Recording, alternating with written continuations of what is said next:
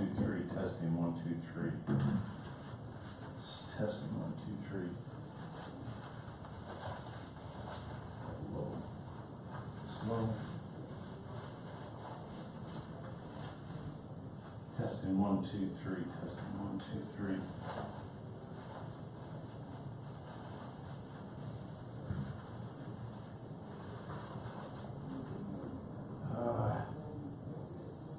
Testing 1, 2, 3.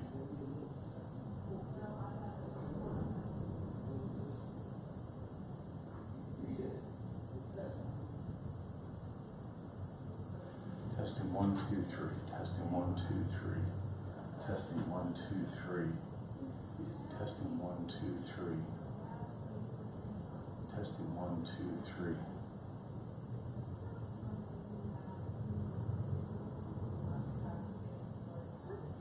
Testing 1, 2, 3.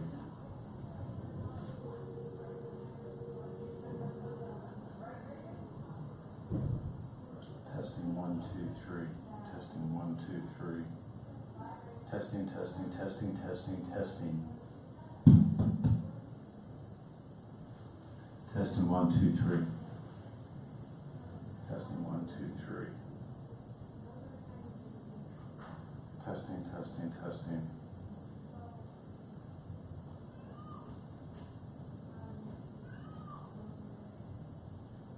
Testing, testing, testing, testing.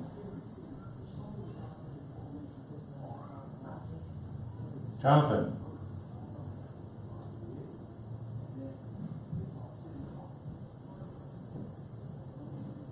You might right now be live on YouTube. Is this new? I got it a couple weeks ago. It's one of the steps. I tested it at the last meeting to record, and now I was able to do it at the county this morning. And it was live? Well, I did it on my phone and I lost it a couple times because I had calls, and I'm doing it on Paula's iPad. Gotcha. And I'm trying to see if she can bring it up. If you have a minute, or if Raven's back there, if you can go to YouTube and my channel and see. What's your channel's name? Trinidad Times TV 71. Testing, testing, testing.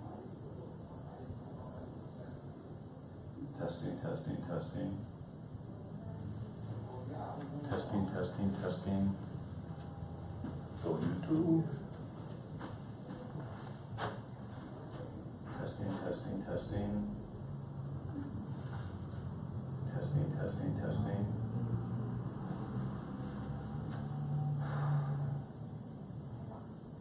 Testing, testing, testing, testing. 1, 2, 3. Testing 1, 2, 3. Testing 1, 2, 3. Testing 1, 2, 3. Testing 1, 2, 3. Testing 1, 2, 3. Testing 1, 2. You're live. Is it? It's working? All right. We did it. All right, guys, folks, thank you. For all you YouTubers out there, we will resume this tonight.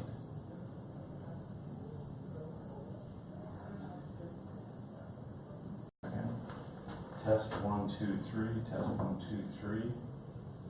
Test 1, 2, 3. It seems to be. Could you go check YouTube? Trinidad Times TV 71. Jonathan just did. And he said it was working. Sorry, say it We again? were there. Trinidad Times TV 71.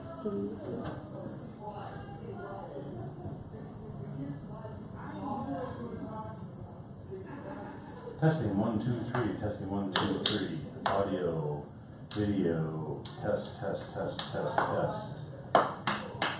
Testing, testing, testing. Testing, testing, testing.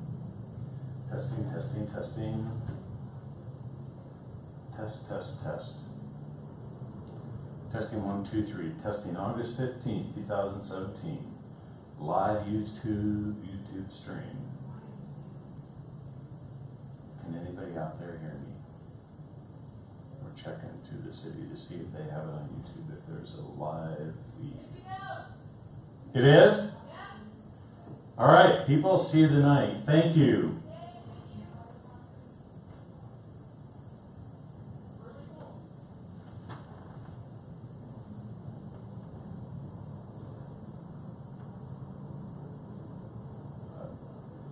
The bank accounted for every penny.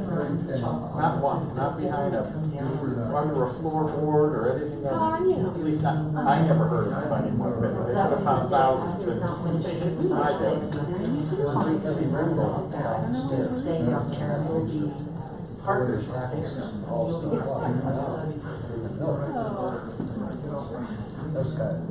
The hotel, you're gonna get off and go Lincoln to the left, and then train to the right. That's where I was, my campus. Yeah, perfect, you're gonna be blocked from that when we do the chocolate. Are they framed? I mean, what time would we have to leave to get, it's planned on Sunday, you know, you have to be there on Sunday, you have to be there at 1. You are, okay, great, so you guys have fun. We'll be with you on Sunday. No, she's gonna be there. Okay, of course, she wants me to stay where it's fun, she doesn't wanna come do this. Okay, well, then maybe that'd be perfect, maybe we can arrange to meet, Juan and I talk to Debbie tomorrow. So she'll come down and meet with us around 5 or so. We'll squeeze all of this in as much as we can and we're there. Okay, thanks, man.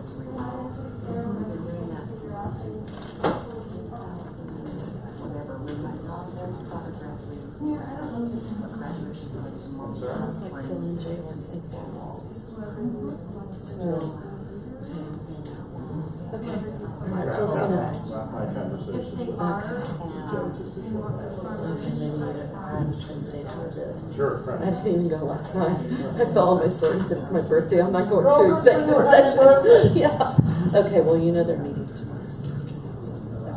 Okay. All right. So we're going to meet with Art Space at the campus from 9 to 11, and then I'm going on to dinner. Greg's coming back. I think Phil's going to stay. CJ. For lunch. He's going to have lunch with Ron Waffle and then CJ after lunch. Okay. All right.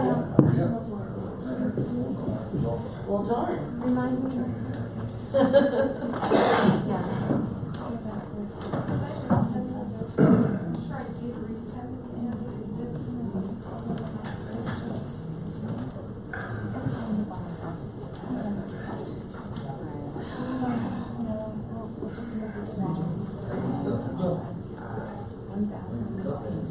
No, I got my car, I'm filling up the gas. Going up to the Springs tomorrow morning. Oh, we're meeting with White Space.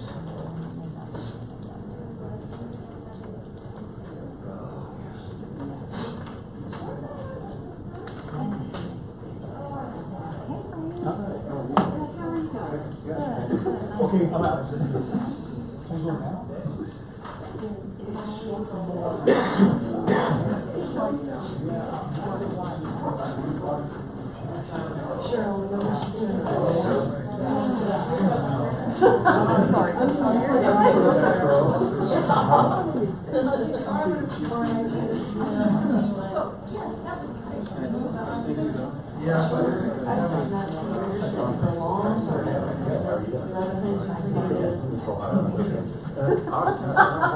Story time.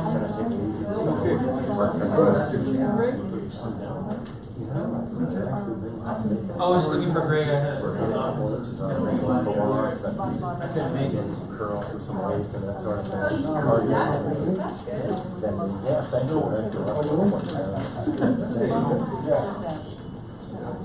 Oh my God, that's so funny. Sometimes those. Something we haven't done for a long time now.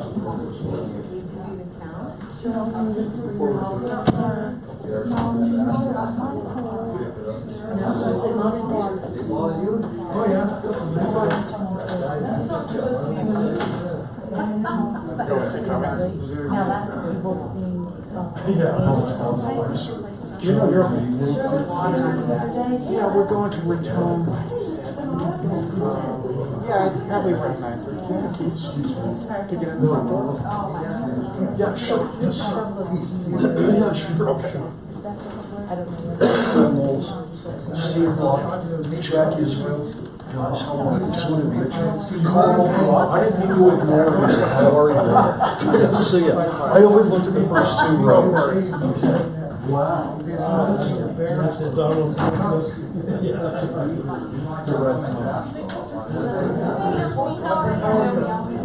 And well. We found it, Cheryl. Did you walk with you? I guess that's what it was. Where was it? It was in the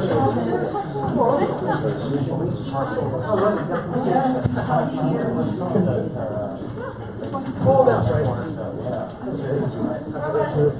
So much better. You did great work. I was hoping in my cabinet.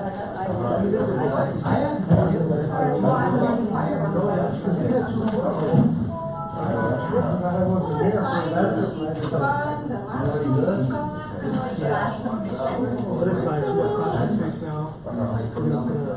We'll discuss it downstairs. Oh, good. There's gonna be a separation center.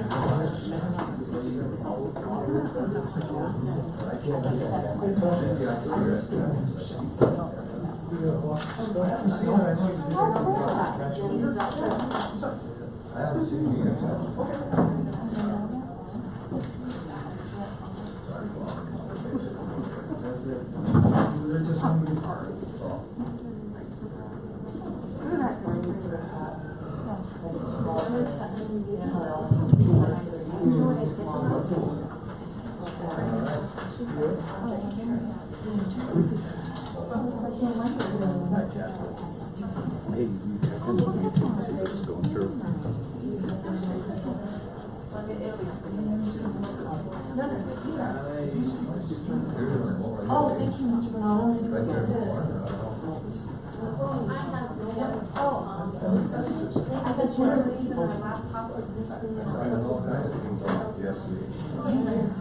I guess you're the keeper of the keys. Kim's raising them. They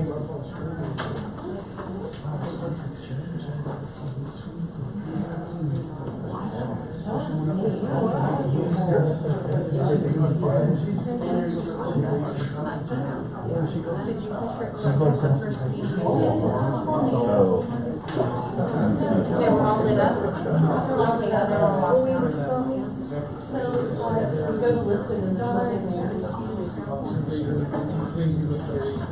It's different voices. I try not to do that.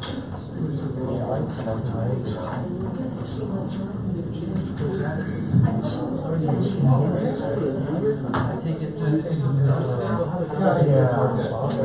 Oh. You want me to ask? Yeah, this committee is so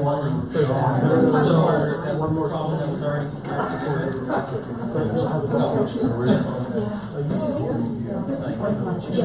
yeah, I've heard we had to end up reducing that water pressure.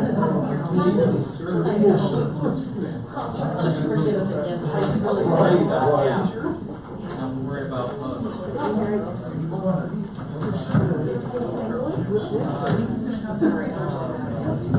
They're gonna move. How are you? How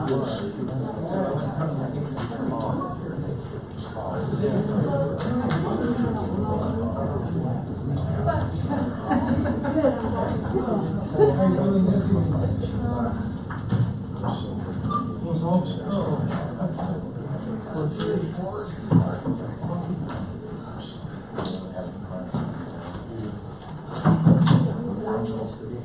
What's that? Oh, yeah. Yeah, I think vegetable fair. Yeah, they went nicely.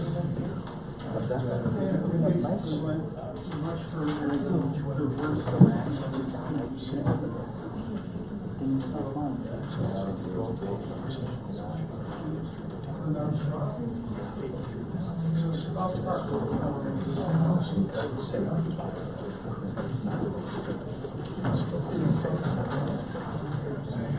Send them dice, huh? So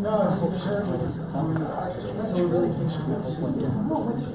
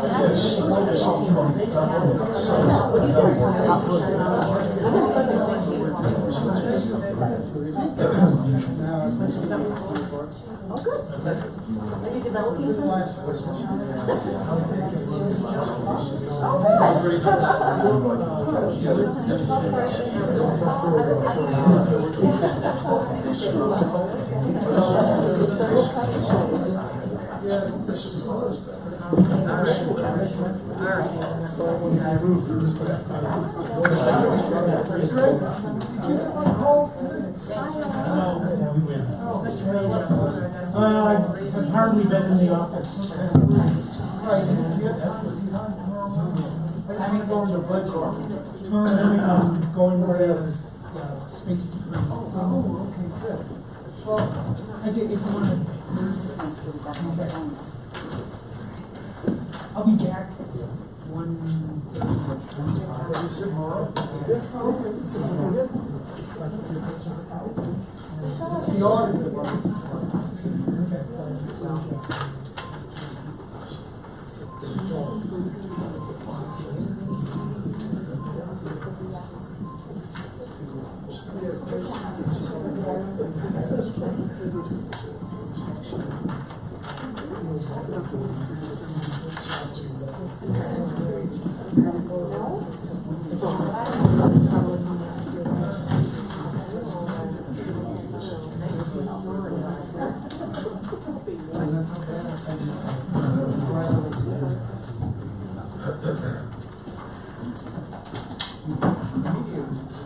There were a lot of lawyers here at the same time.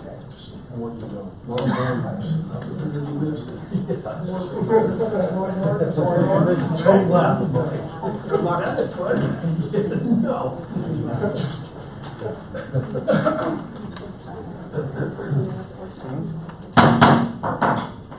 Good evening and welcome. Today is August the 15th, 2017, time is now 6 p.m. The regular meeting of the City Council of the City of Trinidad is now in session. Please rise for the pledge of allegiance.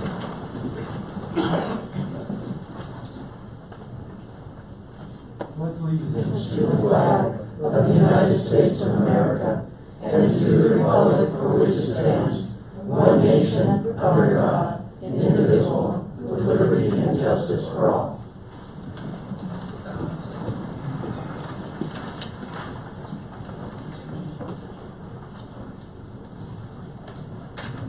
Roll call, please. Donato? Here. Fletcher? Here. Lopez? Here. Matei? Here. Miles? Here. Torres? Rico? Here. I'd like to take item 7B, which is the municipal court judge, to take care of that right after, which would be item number 3, which would be 3A or 3B, right after District Attorney Henry Solano report. And I don't know if Mr. Mike Dixon is here yet. He will give us a report. I might pass that. We're hoping to have a report right after the short. So, motion to approve the agenda with the change. So. Second? Seconded. Any discussion on it? Roll call, please. Donato? Yes. Fletcher? Yes. Lopez? Yes. Matei? Yes. Miles? Yes. Rico? Yes. Item 2A, Main Street update, which is planning policy and staff reports. Hello. So I'm Kim Sadie, I'm co-chair of Main Street, Historic Main Street Board, and this is Kim Schultz, Ivory Ray.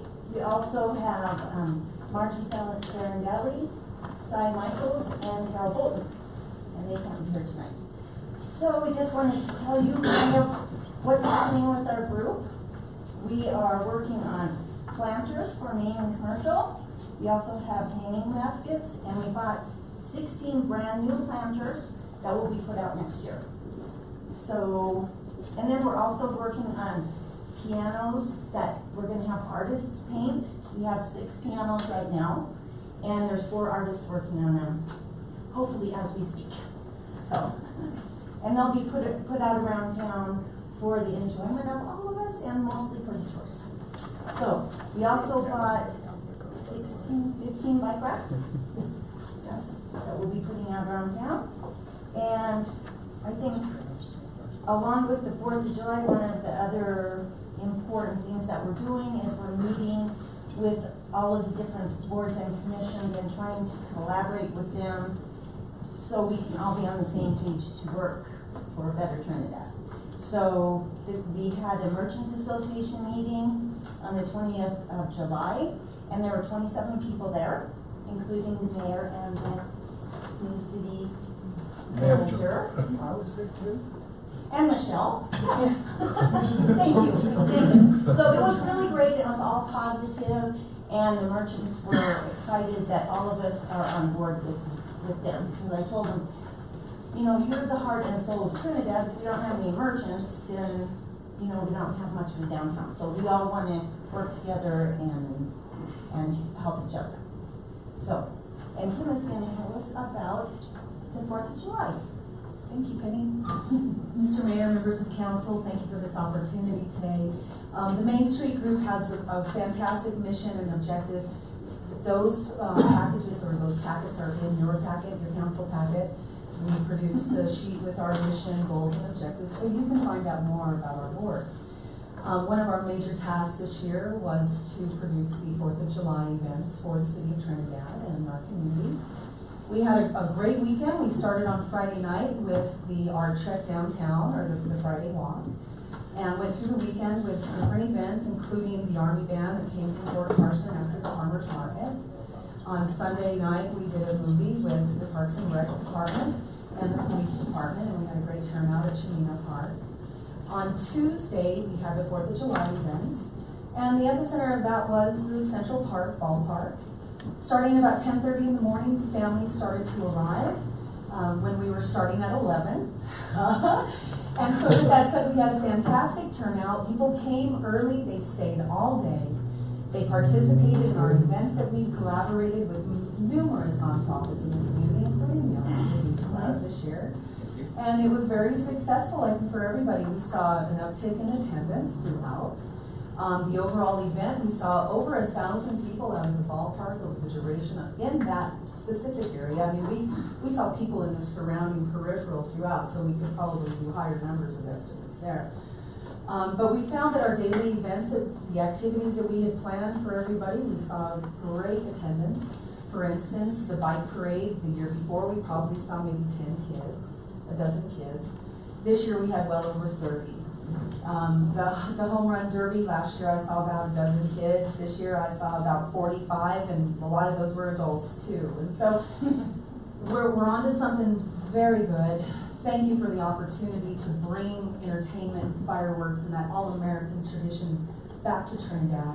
It had been a good long 12 years before we were able to get that going again. So we look forward to the future. We look forward to continuing bringing these events to Trinidad. And all the opportunities that are going to be presented to us with the entertainment district as well. We're well positioned to assist with those, and very thankful for the board members. Everybody worked very hard. Again, Irene's new on our board, so we're introducing her tonight.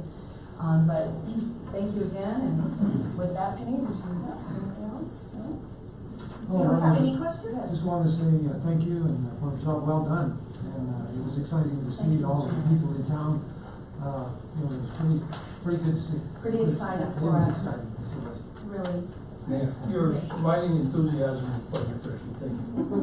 Thank you very And much. and You more should be at our board importantly, meetings. as you described the 4th of July weekend, it was a Norman Rockwell painting, Yes. as it should be. Very happy For a with town her. the size of Trinidad to do those patriotic things and community involvement, it's Norman Rockwell as it should be. Including apple pie. There you go. You know what, it brings chills to just think of and go back and to see the families and all the excitement and the kids showing up with their bikes and all their stuff. Truly phenomenal. And however left-handed as that was, thank you, and there's a compliment. Thank you very much. Mr. Bernard? Yes, I just wanna say, I'm deeply involved with going to Fort Carson and stuff like that, and meeting with General Gonzalo. I was just thinking here tonight, the city manager and I are gonna go to Colorado Springs on the 24th with a change of command. And, That's I thought maybe might be a good idea that maybe your board or somebody would just write them a letter or, get on the phone and call them and say thank you for everything. Why don't we put together a nice Trinidad basket for you to take and deliver to the Oh, general? that'd be great. We're good at baskets. That'd be great. We'll put that together for you, so you'll have something to present on our behalf. Like I say, the Army, what they do for us is send out cans and stuff like that. Every year, we call the Public Affairs Office, Dee and the girls, they mobilize for us. They send us a fantastic band. We'd like to expand on that. I'd like to extend an invitation to you this year for next year's concert. We want to have the council present and the city administration There as might be a well. possibility, maybe we could get the Air Force, some of the Air Force band. Absolutely. Let us know. Put that in it. All right. Thank But you if very you much. do that, I appreciate it. Thank you. Certainly, we'll get it together. How are the pianos gonna work? Okay, so what we're gonna do is have the artists decorate the pianos. We're gonna put them out around town in strategic areas that are secure. And we're just gonna leave them out during the summertime. And we were gonna cover them every night, and Greg said, let's just let them be out there, and then after a few years, we'll get some more. So, Well, and that's always the model. For instance, Fort Collins Right. has a piano on the street program. They don't require any shelter? no, Boston has 200. And they're just out on the streets. When we started looking at the man hours involved, to roll them out, uncover, Well, that's what cover, and everything with that aspect, we felt that it would hinder the project because we didn't feel that we could find the volunteerism that we needed to accomplish that goal. And we'll have the pianos up on like 2x4, so somebody can't just roll them down the street, which is kind of tricky, because they're really heavy. So we'll put it out there and we'll beta test it and see what happens. They'll be coming out one by one, probably. I would just like to thank you personally for the help you gave to the youth club of Trinidad. I wasn't here for that weekend, but the people that were there loved the dunk tank and all the other bounce castles and things that you provided for them. They were some of the people that were there at 10:30. They're ready to go. Yes, so That's awesome. thank you very much for that opportunity for that organization. Well, and tell your volunteers, because when we lay that out, we put those attractions up and we attach generators to them. We've spoken to the city management about possibly getting another outlet or plug out there, so we have a little bit of infrastructure so that we can remove the noise pollution and people that are fishing on the lake and the kids that are bouncing in the bounce house, we're not listening to this constant generator noise. And so that's the next place we'd like to take that, is to possibly upgrade these so we can have a better suited area for our families to enjoy themselves on that weekend. Thank you. All right, thank you, good Thanks, job. guys, very much. Bye-bye. Thank you. Thank you.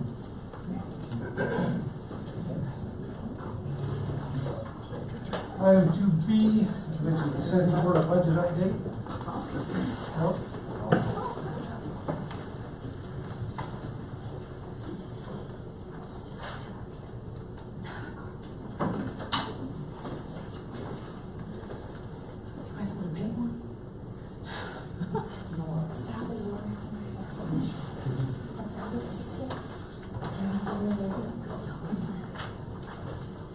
Good evening, Mayor, Council, ladies and gentlemen.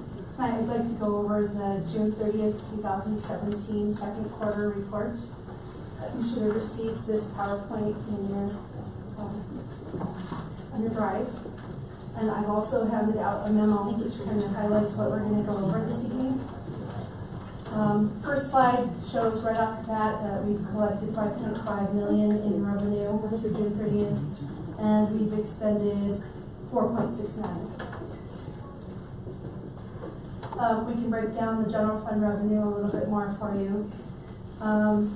Budgeted through June, we should have collected 4.9. We've collected 5.5, which is a 654,000 variance to the positive. Of course, relative to that would be the marijuana retail sales and sales tax. The June budget for sales tax, we should have collected 2.3 million, and we've collected 2.5. I'd like to compare that to 2016. This time we had collected 2.1 million in June 2016, which is a $401,000 increase through 2017. Our retail sales, marijuana, we always like to talk about that. The June budget, we should have collected 155,000. As of June 30th, we've collected 1.2 million. Again, I'd like to compare to 2016. In June 2016, we had 9 stores open with retail sales of 7.6 million, collecting $494,000 in sales tax. As of June 2017, we had 16 stores open, 18.6 million in retail sales, marijuana, collecting 1.2 million. That's a $706,000 increase over last year. Are there any questions about revenue? Yeah, Cheryl? Yes. I just want to be clear, this is the second quarter, this is year to date. Year to date, yes. Okay, as of June 30th. Correct. And I noticed that all the shapes are in the right direction, except for all other revenue. There looks to be a substantial gap there. So between in your- budgeted and actual. In your memo, I explained a little bit of that. A portion of the under collection is transfers that are supposed to be made from utility funds for fleet and IT. That will happen at the end of August, and it's going to be about a $400,000 transfer from the utilities. Then we're also waiting the severance tax and the mineral lease revenue. It should start to about even out probably at the end of September.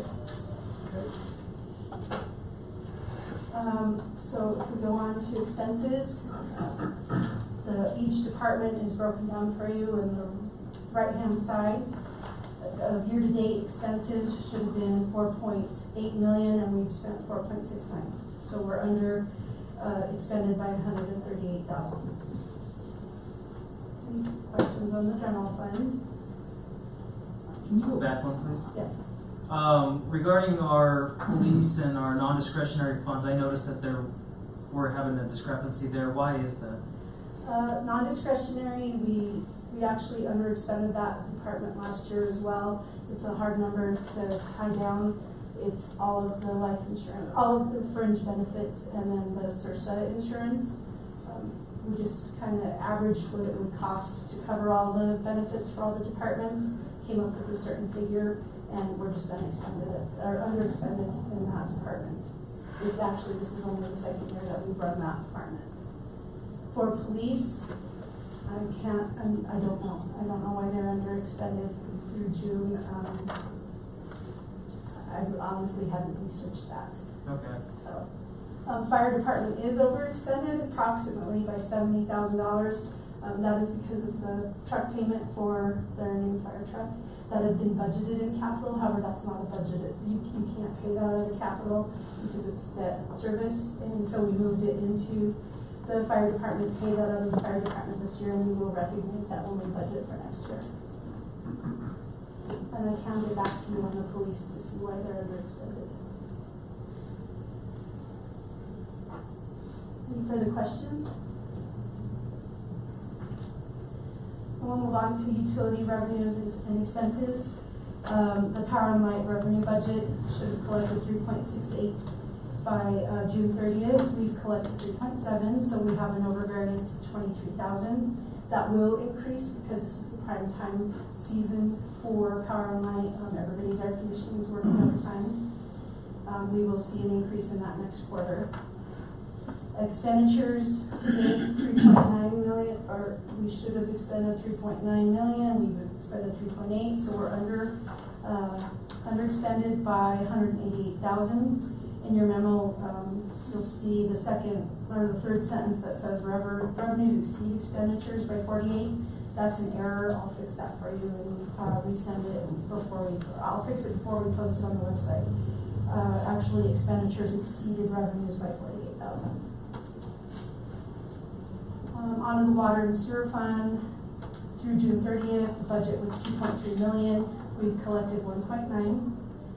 I'd like to recognize that we budgeted a DOLA grant in there for $525,000, of which we've collected none.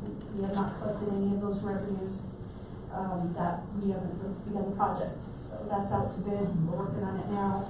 We should see that come in. So that's why it's skewing a little bit on the revenue. Also, water and sewer, the season is now. Everybody's watering lawns, everybody needs sewer. So we'll see that increase hopefully in September. That'll catch up. Budgeted expenditures for water and sewer, $3.4 million. We've expended 2.6. We had budgeted for several infrastructure improvement projects that have yet to begin. So that's why there's such a big difference in expenditures of $830,000. I'm not sure if all of those projects are going to come to fruition by the end of the year. So that being said, water sewer could be well underspent if we don't get those projects finished.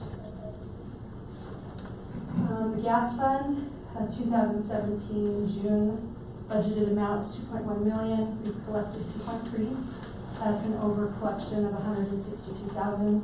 Again, seasonal collections were the first quarter of 2017. That's going to taper down. Let's go back to the water. You were saying that some of the projects will not begin. Greg, do you have any idea that those will happen or begin? I'm not sure. Mike, can you explain what's going on? Sure, Mayor. The water sewer infrastructure, the slip lining for the sewer mains is out to bid now.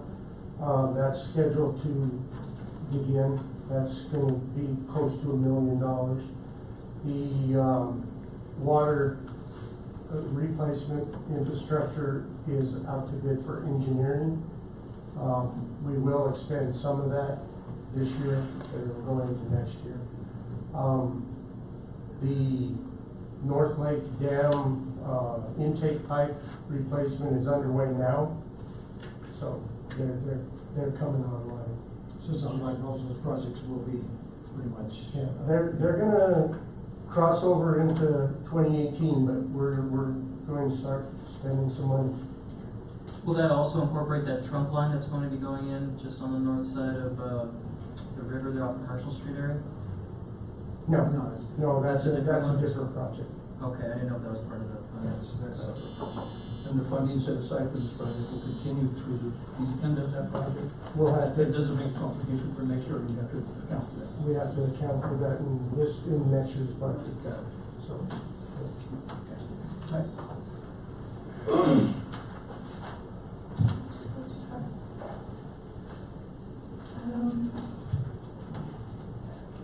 Let's see.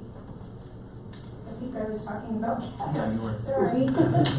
Okay, so we are over collected on gas revenues by $162,000. Again, that'll taper down throughout the end of the year. Show a little spike in November, December. However, if you November's use won't be billed to December and be recognized until January. So I believe that one will actually just taper down and balance out.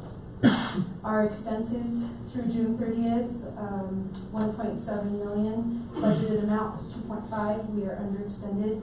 Again, there were some projects budgeted in the gas fund that have not started, or I'm not sure if they're going to start. So, Would that also be because we're buying gas on the spot market and the spot market's been soft? In other words, I'm imagining that there will be some rebates next year because we adjust the billing.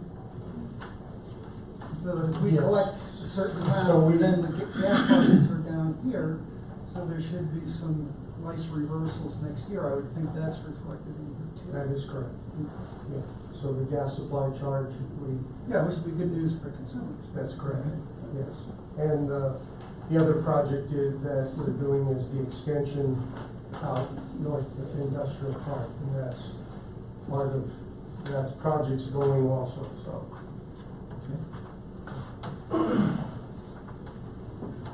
And finally, under the special funds, the lottery and tourism fund, their lottery revenues are 38,000, anticipated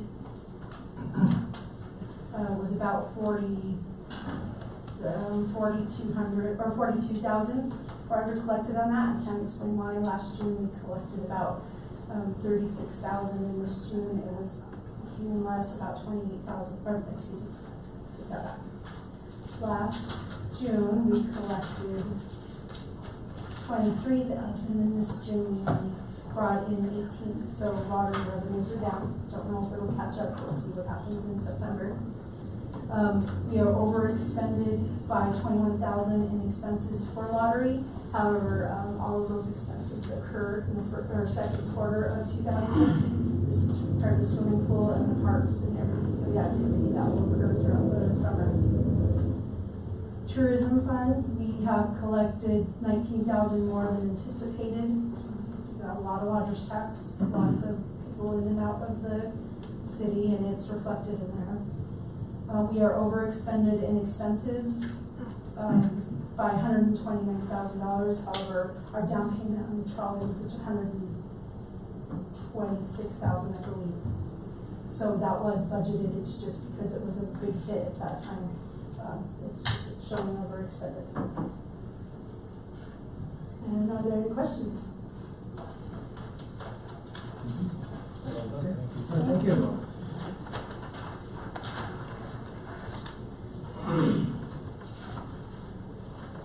Item 2C, crime.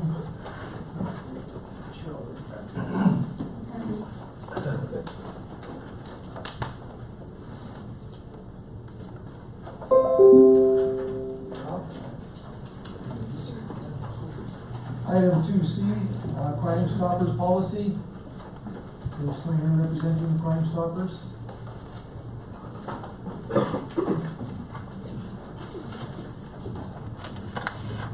Good afternoon, Mayor and Council. I was asked to address this possibility. Carlos Lopez, his family, is wanting to establish one in the police department, and we're trying to get policy. I was asked to be here to speak about it. Well, what I was hoping is for other families who may have some other situations similar, who may not have resources in order to accommodate their needs, that they may be able to take on to this particular program that's applied in other communities as well. Right. Per our attorney's advice, we were told not to open an account in our names. And even by the bank establishment that we were going to, from all the pledges that were given to our family. And it just made me think, well, if we're having this much problem getting this accomplished, how is another person in the community that may not have resources be able to do this? And that's why we're trying to get something like this established for our citizens of the community. So this was initially brought up due to the incident that happened with his family personally, and we never had anything set up to do that. One of the graduates from our Citizens Academy is an attorney, and she's researching other policies in other communities so we can bring forth something to our city attorney and get approved with the city manager as well. So we're in the process of making that happen. It's just we gotta cross our eyes and cross our T's to make it happen. But it's something we want to do. Can you talk about the difference between the Crime Stoppers and the tips line? So we do have a tips line where people can anonymously, or if they choose to leave their name, call in and tell us, something that they believe a crime happened, and if they have information on it, that we follow up on. That brings it to the police department. We also had Facebook. We're going to bring it back up here shortly once I get another person trained in it properly. We'll bring that back up, and we get tips of that as well. So we got a couple of different avenues where we can take anonymous tips. I think one thing that'd be good periodically to put something in the newspaper about the tips, just to let everybody know, just a refresher, several times during the year. Yeah. We get several phone calls on it, actually. Most people choose to remain anonymous, but we follow up all the leads anyway. So the tip line doesn't involve money, but the Crime Stoppers might involve money. Yeah, and one of the big obstacles we're going to have, and several questions came up through the county about what we were going to do, and I don't have those answers yet because I don't have a policy on it. It's like, how do we reward the money? What happens if the crime's never solved? Stuff like that. So those are the things that I need to research and see what other communities are doing so we can follow what they're doing. I'm going to reinvent the wheel. There's several communities that are very successful with it. So And that would be the Crime Stoppers. yes. For the money. So you can do that in the board. Excuse me, you don't need Crime Stoppers to do a board. No. They're independent of each other. But I mean, if someone calls in a tip and they're valuable work, the district attorney is also going to be part of the process of how the money is rewarded and if it was good enough information to be awarded. So there's a lot of pieces that have to be put in place before we can actually just roll them out.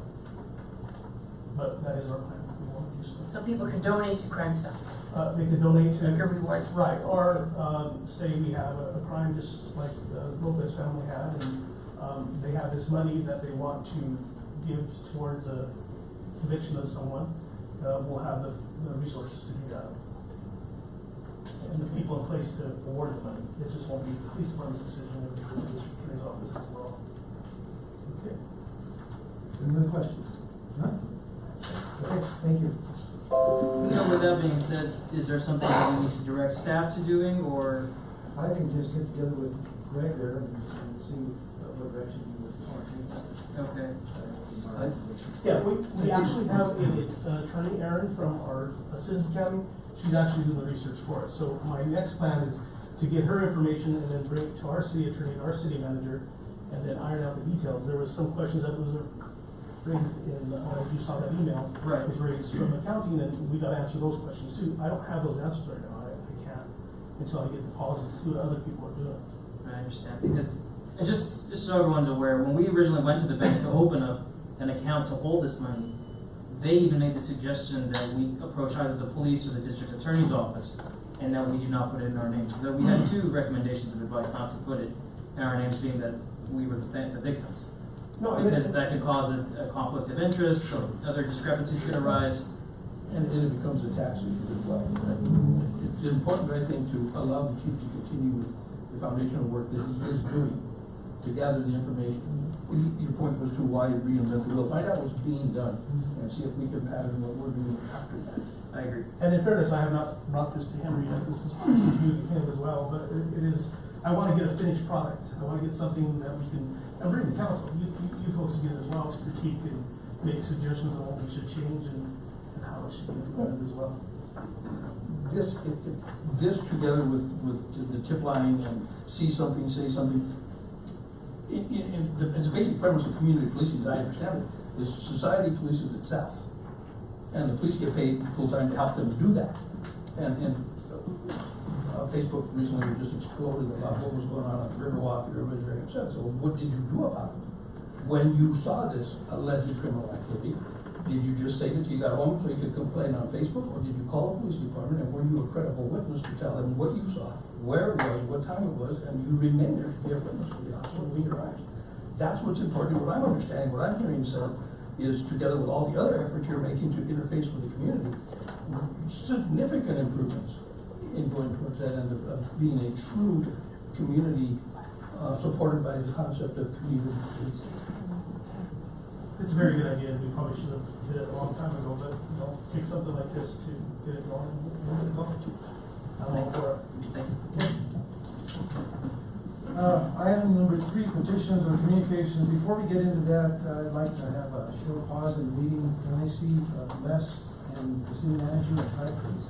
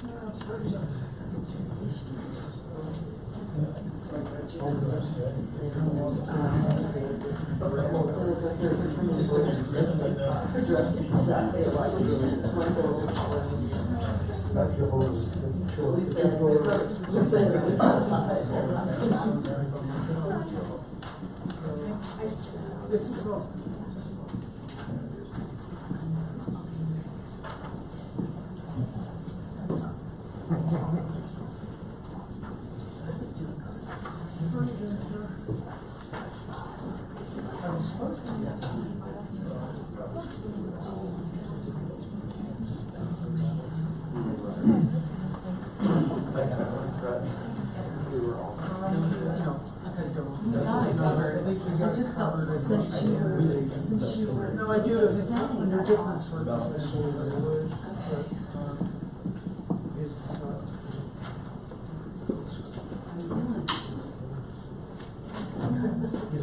Just a funny. But it's not so much a book meeting, it's just like a little report. You know, where you guys have the only difference when I understand though is railroad. They have their own, they have the policing, their, like military. So, we've been studying this kind of work, so we're going to go and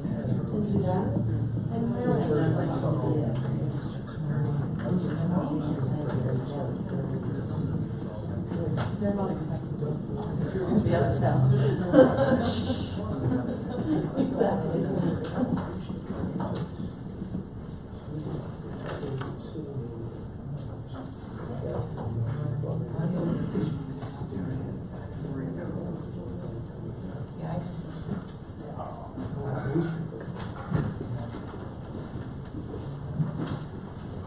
Thank you. Okay. Item 3A, District Attorney Henry Serrano funding request. Go ahead and speak to all three. Yep, petitions or communications? Yes, please.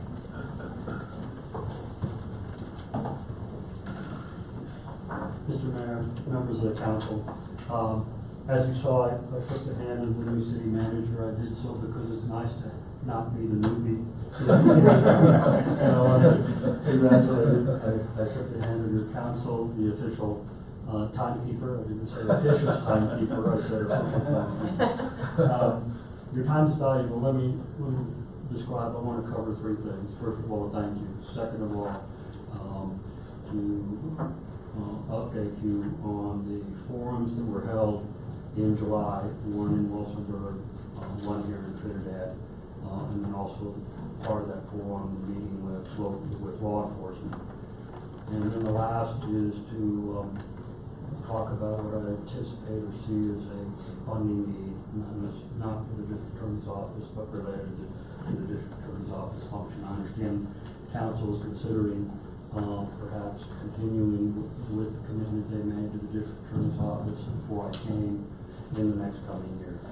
First of all, in terms of the thank you, I still wake up every day excited about being here and being district attorney. I still wake up saying, what are we going to do today? And at the end of the day, what have we done? And I've now added to that the question that I ask myself and I ask our staff, which is, are we doing things right and are we doing the right things? And I'm here to tell you that the district attorney's office is not the same district attorney's office from before. It's not the same district attorney's office when it started on January 9th. And it is not going to be the district attorney's office that it currently is. All because, given the investment you have made on top of our normal money, we have been able to accomplish several. It was not just money. The city did contribute your land servers that you changed that. And because of that money contribution and the land server, we are a modern day law office. Because of that, we are able to pursue many crimes, hard crimes. In fact, we have filed now, I think it's the 5th or 6th case that involves the sentence enhancer, habitual offender sentence enhancer. And in fact, one of the individuals who has 2 cases pending and possibly a third, now with the sentence enhancer, if we convict, faces for each conviction up to 44 years of sentencing. Burglary is one, drug was the other. We could not have been able to do that without the support from City Council. Let me next turn to the second topic, and that is, as you know, we held a forum. When I say we, it was myself and the acting U.S. Attorney, Bob Troyer. It was a public forum in Walsenburg, attended by over 75 people. The forums attended here in Trinidad was approximately 40 or more. In the intervening period of time, we had the meeting with the local law enforcement and federal law enforcement. At the town hall meeting, we had the U.S. Attorney, the deputy of the first assistant U.S. Attorney. We had 6 other members of his staff, the chiefs of his various criminal divisions, as well as agents from the FBI, the Drug Enforcement Administration, Postal. Also that we could talk about, both in those public forums, but also in the meetings, that the federal government is interested in reaching out and partnering with us here in the 3rd Judicial District. They are willing to reach out, lower their thresholds in terms of what are the traditional thresholds for filing cases, so that they can come in and assist us, one, with investigation, but also file appropriate cases. Because together, as we announced, we want to take back our community, take them back from what has been viewed as the criminal elements feeling as if we are understaffed and therefore they can engage in whatever they can do. That meeting was held, or those meetings were held on the 20th and the 21st. Just 2 weeks ago, as the first step of that partnership, I had an individual who was arrested for and charged with distribution of heroin and methamphetamine. On the date that person was to appear, prior to that, just prior to that, a federal grand jury returned distribution charges against that very same individual. In court, I stood up and dismissed the state case, and the judge here read the federal indictment, and 3 agents from the Drug Enforcement Administration came up into the courtroom and arrested that individual and took him back out to Denver. Again, part of what the U.S. Attorney said is, we understand that sometimes communities need help of the federal government to reach into the community and take those who are disruptive and pull them back into the federal system so that they are taken out of the community and prosecuted. That was the first instance. That is not the last instance. More will come. We're also partnering in terms of investigations, Federal Bureau of Investigations, DEA, in the future, so we can help our local law enforcement not only investigate cases, the cases can be investigated by federal investigators, and if it's proper to go federal, they will go federal.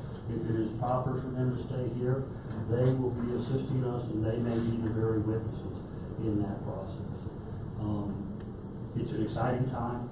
It's a partnership that I hope is not just the beginning, but will continue as we embark on that whole process of trying, as I've said, to take our community back.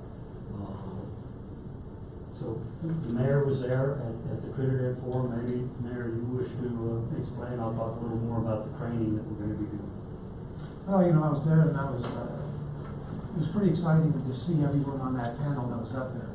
And just the way you spoke and the way they spoke, and just the support that they're giving our community, it leads to say that you're not going to be easy on crime, you're going to be hard on crime.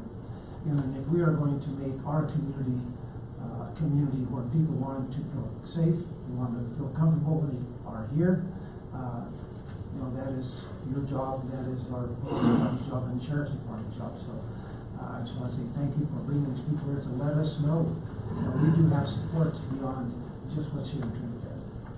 One of the initiatives I started, and that was to hold a combined meeting with local law enforcement in our office. I believe the first meeting was in May, and we will have another meeting in September. But when I talk about the collaboration between local law enforcement and the federal law enforcement agencies and the U.S. Attorney's Office, they recognize the challenge our local law enforcement has, not only in investigation, but also in the need for training. When officers here are trained, unfortunately, they have to be sent away to other locations for training. That means you're a person down, maybe for 1 day, maybe for 2 days. Recognizing that federal law enforcement agents agreed they would host training here in the 3rd Judicial District for our local law enforcement The first training will be held on September 7th. That is just another piece of the investment that helps us all lift our game. The District Attorney's Office to bring its A game, the Trinidad Police Department, the two Sheriff Departments to help bring our A game to this effort. So it's an exciting time, it's a challenging time, but we are moving forward. And that leads me to the third item, and that is, as many of you know, and it involves the Sheriff Department and the detention center. It has been publicly announced that there was a break-in by detainees within the detention center, accessing not only several different parts of the detention center, but the evidence room. We have multiple investigations going on, one relative to who engaged in that conduct, who is going to be subject to prosecution. We also had an evaluation as to what tampering with evidence, because there was some. I can't describe that extensively, but there was some tampering with evidence that affects or may affect existing cases. That's another aspect of the investigation, and we're having the assistance of not only federal law enforcement agencies, but Colorado Bureau of Investigation. The third part of that evaluation is also what happened, how it happened, and what are the operational needs for the detention center that could help prevent in the future what has happened, how that can help us deal with evidence preservation, evidence identification, evidence storage, and while I cannot discuss the results of that, I will tell you that the investigation has identified operational and capital construction needs of the detention center that are critical in my estimation. I met with the sheriff, met with him last week to describe what I could in terms of the investigation, but also to describe preliminarily just some of the items that were raised as a result of that evaluation. I committed to him, and I actually had stated this to the county commissioners at our last meeting.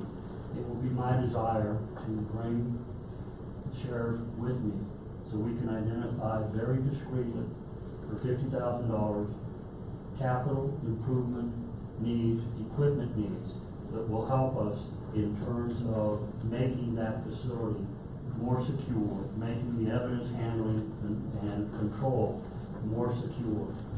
It is something that I raised not because it's a legal obligation. I recognize it is not a legal obligation of the city. It is just a need.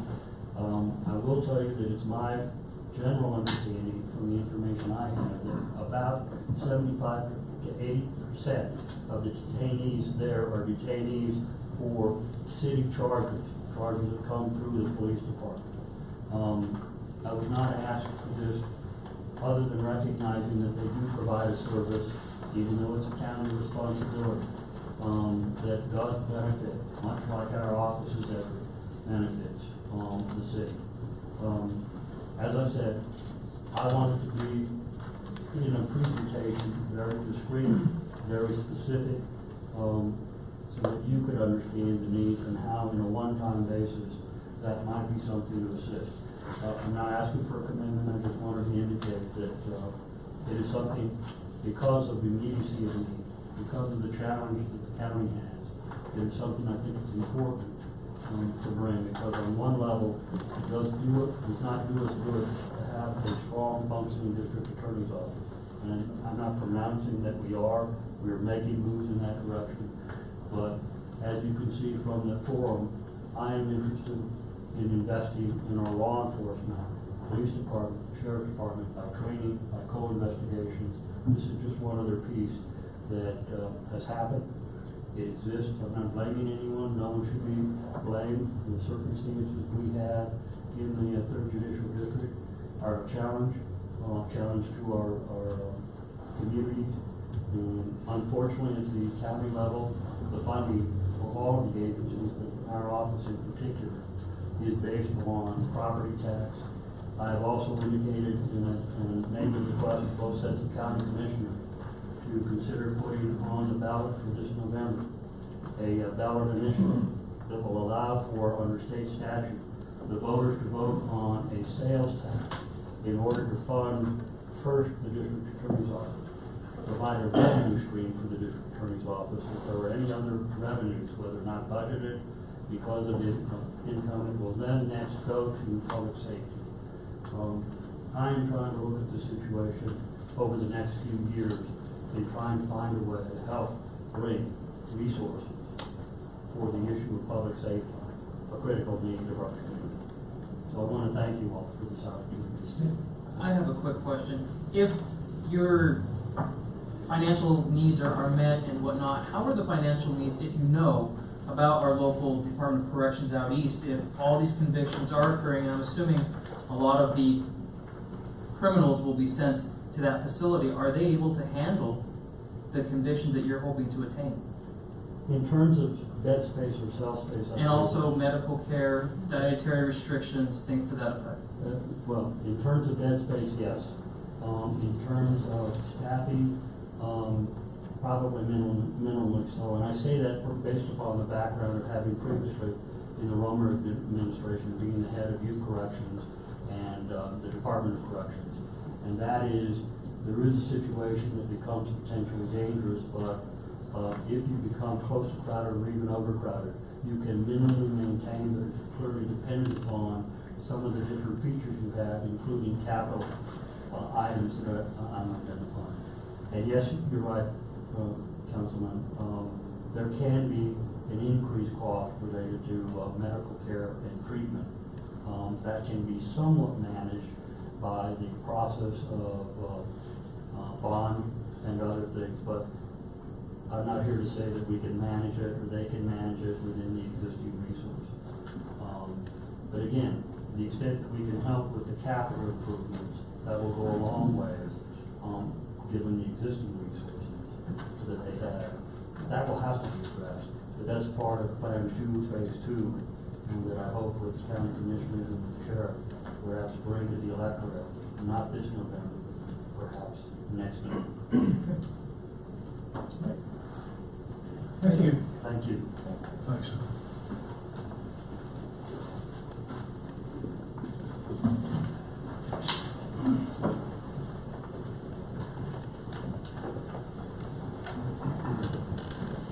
Tom Murphy?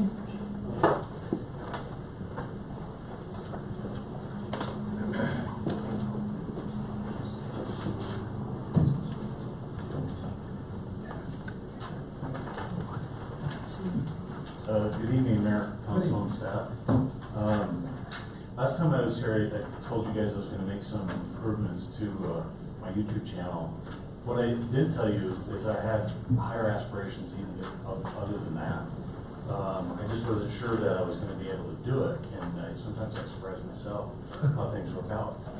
But as of right now, you guys are live on YouTube. Oh boy. So I have two cameras back there. One is the one that I started with back in 2005, larger camera. The other one that looks like a microphone with the red in front, that's actually a camera, microphone, and a Wi-Fi hotspot underneath it. So I was successful this morning in doing the counting. I was doing it off my phone, and if anybody called me, it would shut it off. So I've got my wife's iPad. The really cool thing about this is that it's going to be live. You'll be able to go back because it's always going to be there. I didn't have time today, but the agenda is going to be attached as I'm sitting back there. When you guys change subjects, I'm going to timestamp it so that people, as they're watching it, they can go back and forth, but later they can go to it. And if they just want to see one agenda item, they'll be able to just click that on and watch that. Or they'll be able to key on keywords and say, you know, whatever law and see whatever was mentioned about it and get a list of videos. I'm excited. So there's a 60-second delay. So everybody, but remember, as this gets monetized, if there's any chair throwing or anything like that, I'll make more money. So maybe we could, arrange that. But yeah, you were live. Thank you. So, Great job. Good job. Outstanding for a one-man operation, Tom. thanks, guys. I think what we'll do is I wanted to have Mr. Mike Dixon your presentation. He's here now, so we'll roll back a little bit. Mr. Dixon, would you want to come forward? You're going to give us That a... sounds ominous, that comes through. Thank you for giving me a few minutes of your time tonight. To visit with you. First thing I'd like you to know is we really appreciate how much effort your management, not only financial but administrative, made during the course of the audit examination. We're doing a terrific job of making sure you have quality financial information available to you all to make decisions, and also quality financial information available to go into audited financial statements on which you can give your opinion. Mr. Dixon, can you please try to speak into the microphone? I'm sorry. Just because, so we can pick you up now that we know that we're all live and everything. Can I just speak louder? Yeah, sure. Please. So, we appreciate very much the effort that your management makes while we're here doing the audit engagement. We're just something north of 8 men weeks to get everything together, get the audit bill work taken care of, and then we get to assist in drafting the audit report at that point, do some special reports. So it's a process. So we're in their way for a long time. They're glad to get us out of here. And they do a terrific job of getting the information to us while we're here and assisting us with unusual information that might be for purposes of audit. I'm here mostly tonight to let you know that you have met your statutory requirement to have an audit. The state auditor requires that municipalities in Colorado be audited annually, and you have done that, and you have issued an audit report to the state auditor by the due date deadline, which is you must be audited by June 30th, which you were, and then issue a report to them by July 31st, which you did. The most important thing that I'm concerned with in the audit is the opinion I give you on your financial statements. And I don't know if you have the document here with you tonight, but if you do or don't, I'll just let you know. It's on page 1 and 2. And I would paraphrase it to say that the opinion on your financial statements is unmodified. That means it's a clean opinion, and it indicates that the financial position, results of operation for the year ended 12/31/16 are appropriately presented in your financial statements, and there are no material modifications to the financial statements as presented. In addition to the financial statements, your financial management does a brief narrative at the first of the financial report called Management's Discussion Analysis. It's got some condensed financial information, other information regarding the budget, and some activities of the city. It's good information. It's worthwhile to take a read through. Cheryl did a nice job putting it together. We don't give an opinion on the ADA, but we do look at in relation to financial statements and indicate in our report that it's appropriate. We've looked at it and agreed it to the information that's within the financial statements and they're all forms. I'd also like to invite you to feel free to get a hold of me if you have a question that comes up tonight in your mind that might require more time or information than we have this evening to cover. I'd be happy to visit with any of you in that regard. And I know your manager is pretty capable at describing anything that's in here that we associate with these financial statements in the creation of them and the audit of them and then the issuance of them. But if there's anything I can help with, I'd be happy to do that. If I may, I want to take a quick look at some high-level financial information tonight. If you have reports, I'll give you page numbers. If not, you can listen to me and I'll see if I can get it right for you. Now, the most important operating fund for your entity is your general funds. It's the largest government fund of most organizations, and the best place to kind of take a quick look at what happened in your general fund is on pages 48 and 49. What it is, it's a budget to actual statement showing the revenues for the period, the expenditures for the period, and the change in your fund balance for that month for the period. So page 48 shows that you budgeted for about $9.3 million in revenues for the year to 12/31/16, and you received in those categories shown above about $10.3 million in revenue. So you had excess revenues compared to what you estimated you would have for the year, about $1 million. The expenditures of your organization are broken down in main areas and functions. General government, the functions underneath general government there, as you can see, city council, attorney, mayor, manager, city attorney. He doesn't do anything, does he? several areas, and then the second page continuing to public safety, where you have police and fire, public works, culture and recreation. Capital outlay, you bought a fire truck, bought a street sweeper this year, those things. And then some other financing sources that occur in your general fund. You can see that you had operating transfers in and out. And you had a couple of occurrences this year which are kind of one-time things worth mentioning. You sold about $922,000 worth of property, some adjacent to the industrial park, the majority of it adjacent to the industrial park, and a small parcel, I think, adjacent to the sewer plant area. I think that's what you sold. So that's a one-time revenue of about $1 million that you got from that. And then you had insurance proceeds that had not been expended by the end of the year, so they're actually shown as committed in your fund balance financial statements of about $450,000. So there's about $1.5 million that are not normal and recurring with regard to your operations. But you can see that your excess revenues for the period were $2.4 million. So that's what you had in revenues over expenditures in your general fund for the year 12/31/2016. So if you took away those one-time revenue items of $1.5 million or so, you're still left with operating results of about a positive $1 million in revenues. And that's even after you made a transfer out that we'll talk about here pretty quick when we look at your next most significant governmental fund on the very next page. That's your capital projects fund. As you realize, there's a sales tax amount that's dedicated for that purpose, and you take grants in that fund to assist in that. And this year you made a transfer out of your general fund of $1 million to assist in the art space to create type project that's going on in the city at this point in time. So that fund had revenues of $3.9 million plus the transfer, and then you had expenditures of $4.2 million.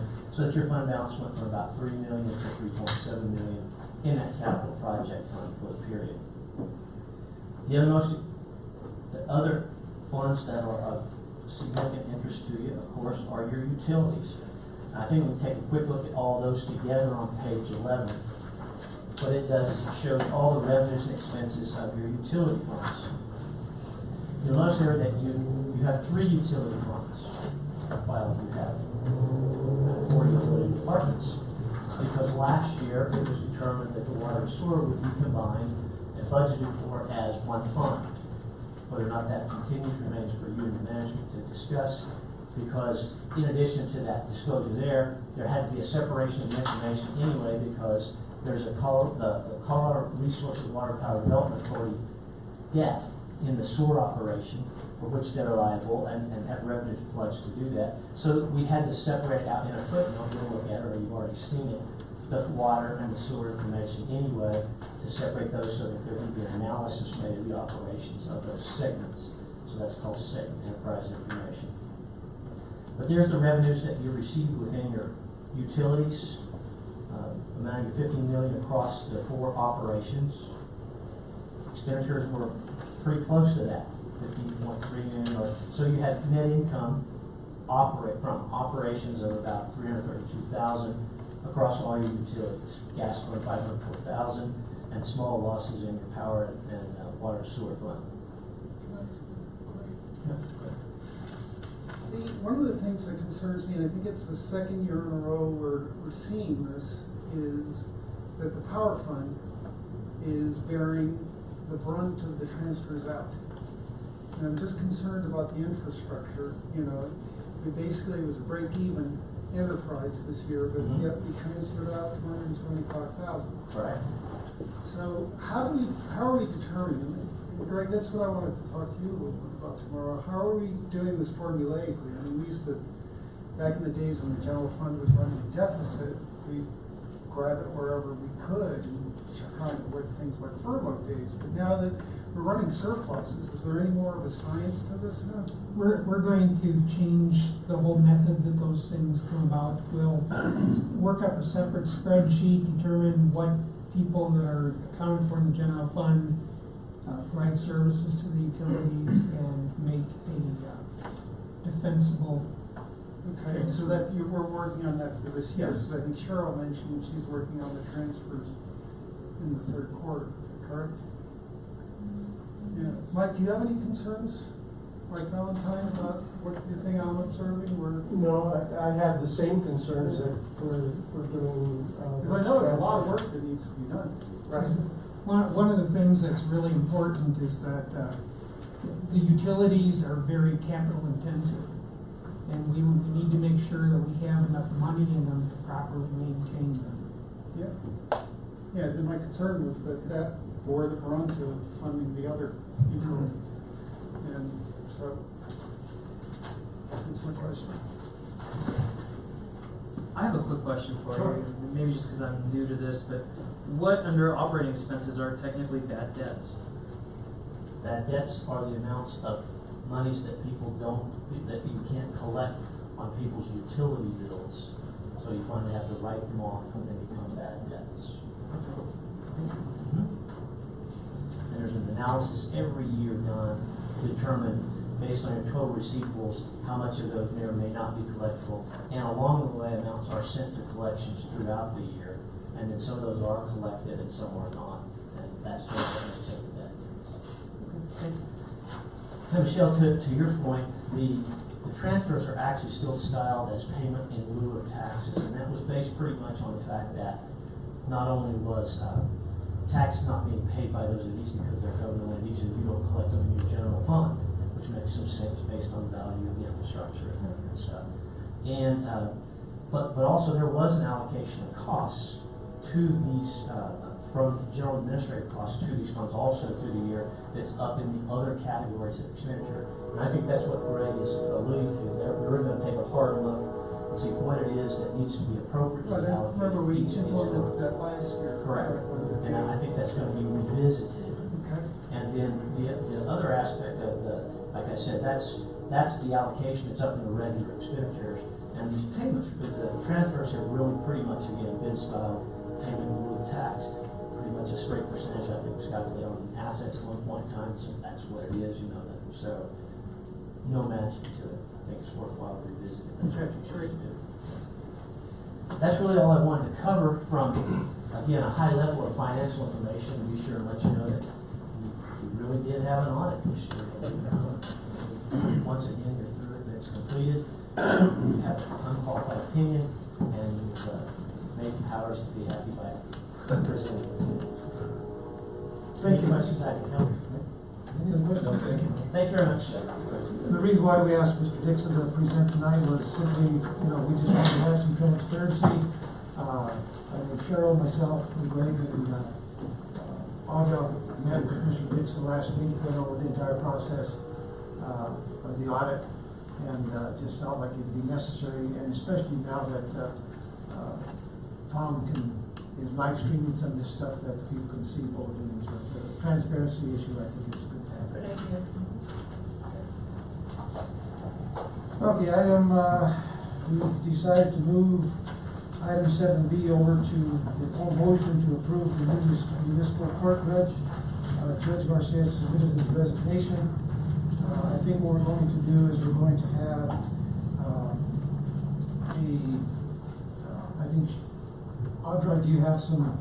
I have them, Mayor. Yeah. And if I could please, they go in order. They have So it'll be done by ballot here, so. Correct. And of course, the candidates are Mr. Frank Rubelin and Ms. Pam. Yeah, the White House.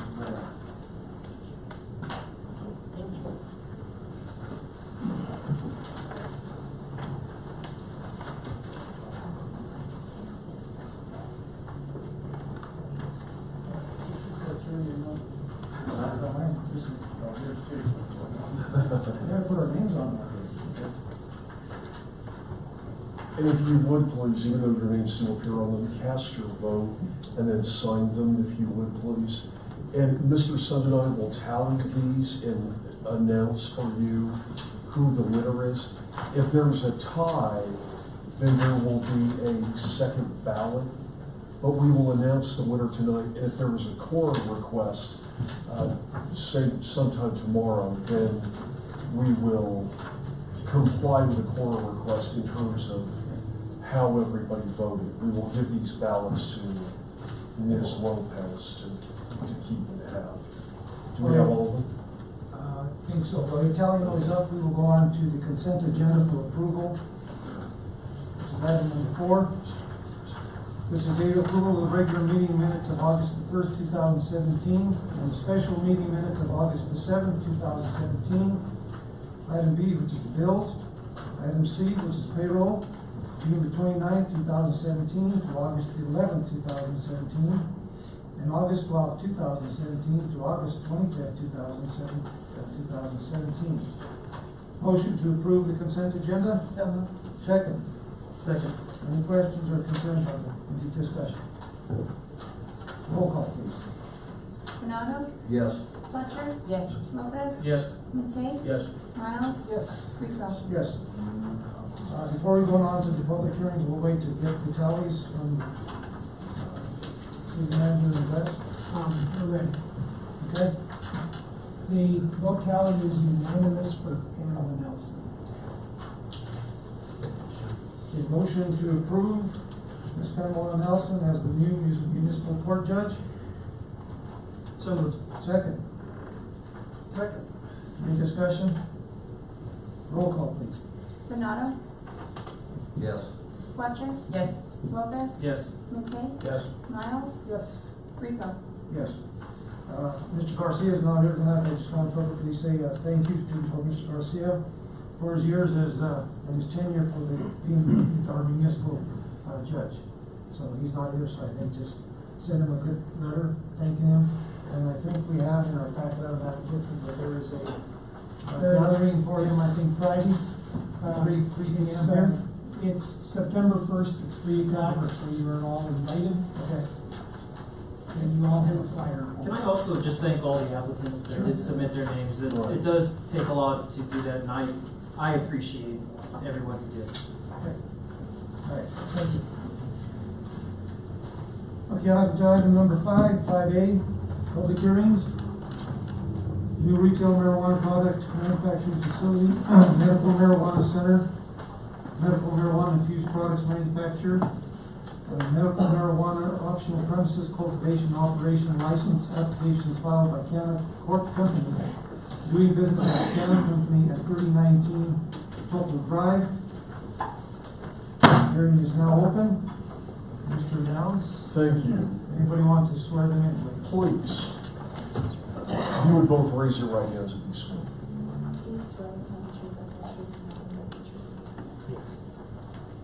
And I believe we have Ms. Cynthia Genova and Mr. Josh Bloom.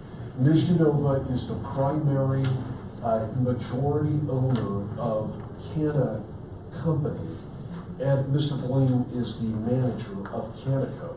Not to be confused with Canna Company, and I will elaborate on that in a moment. Good evening to both of you. Good evening.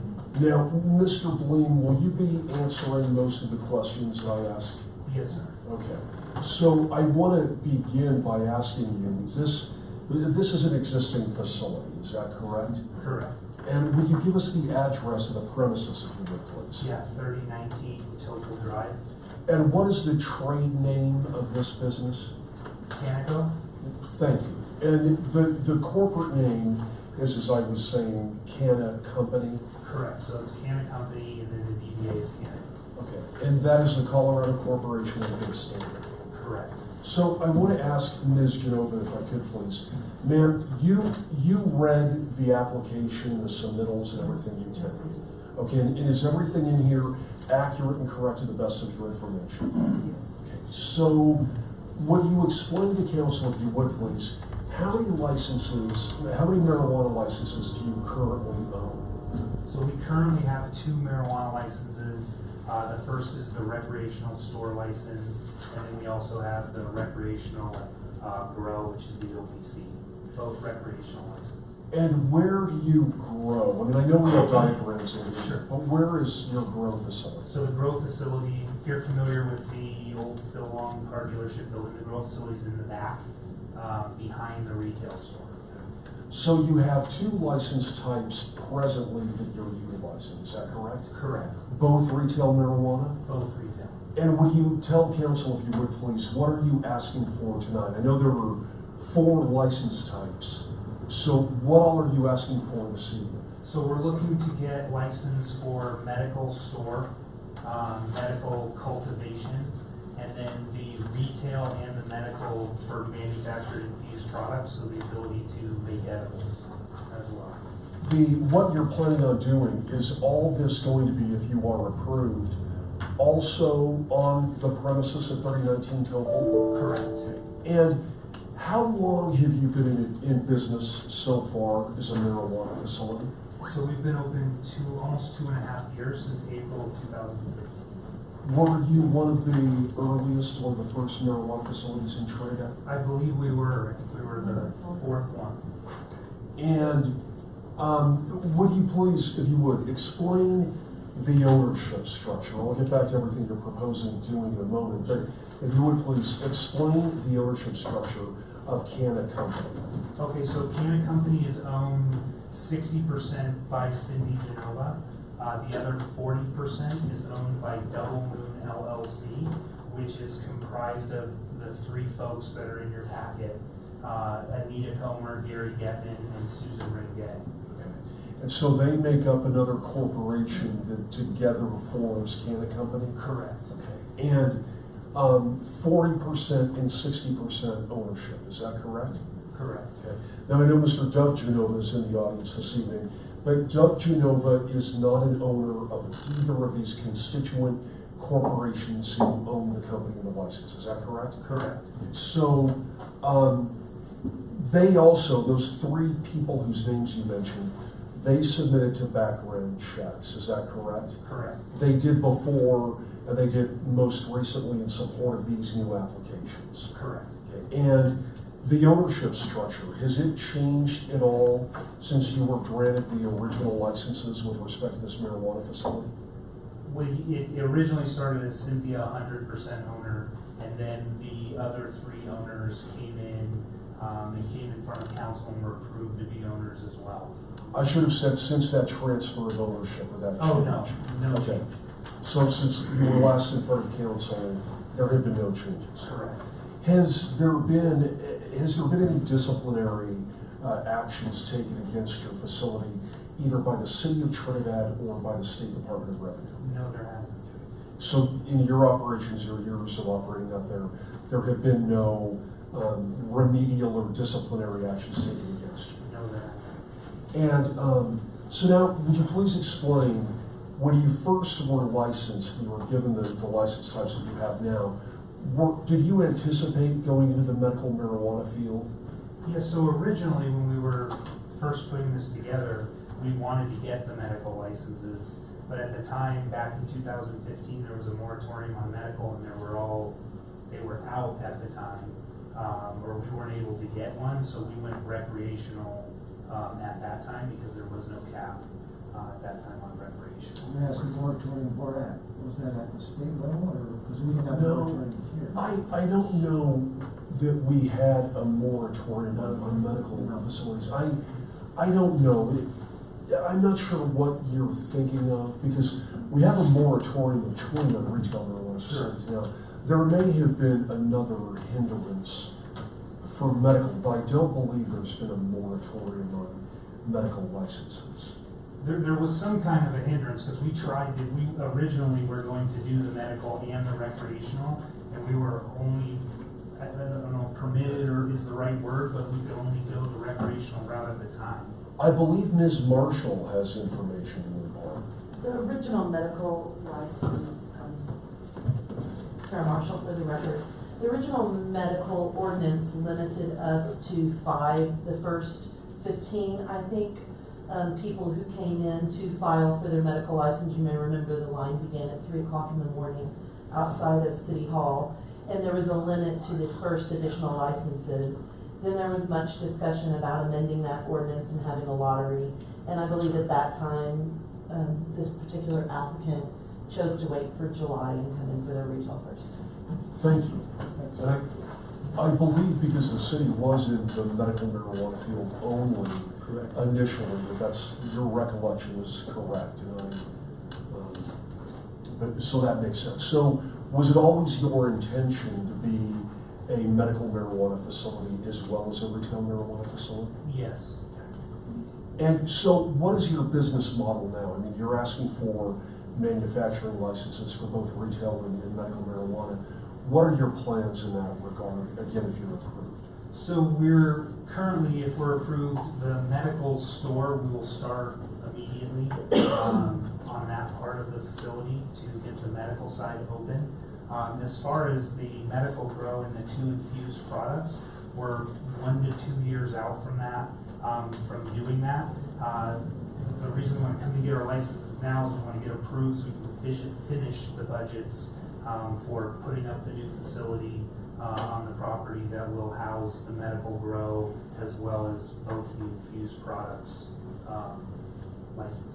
And you still have the segregation requirements, is that correct, for retail marijuana and medical marijuana?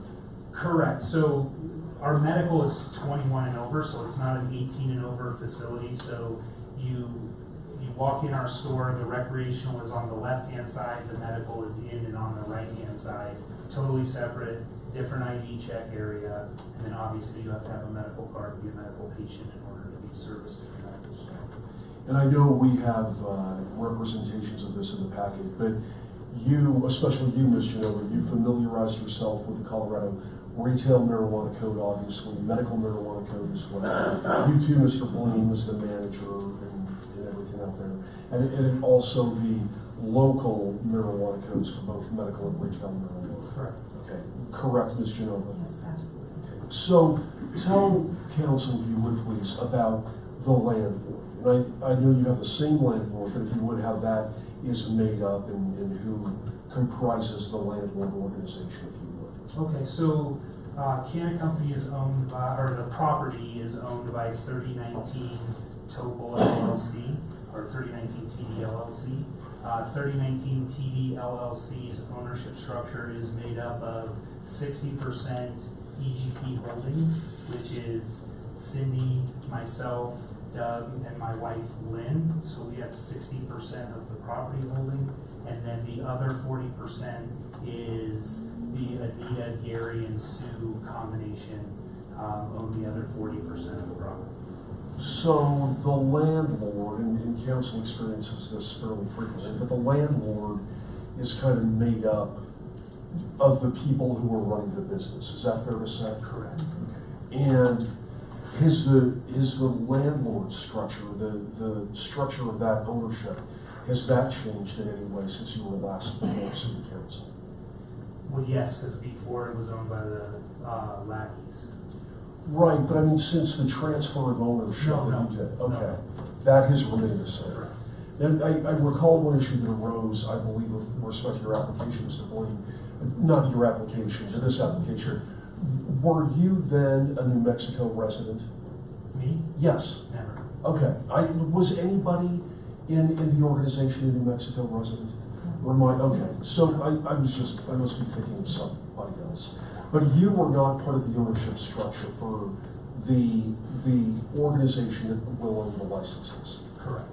Okay, thank you. I don't believe I have any further questions, Mayor and council members. Any questions from council?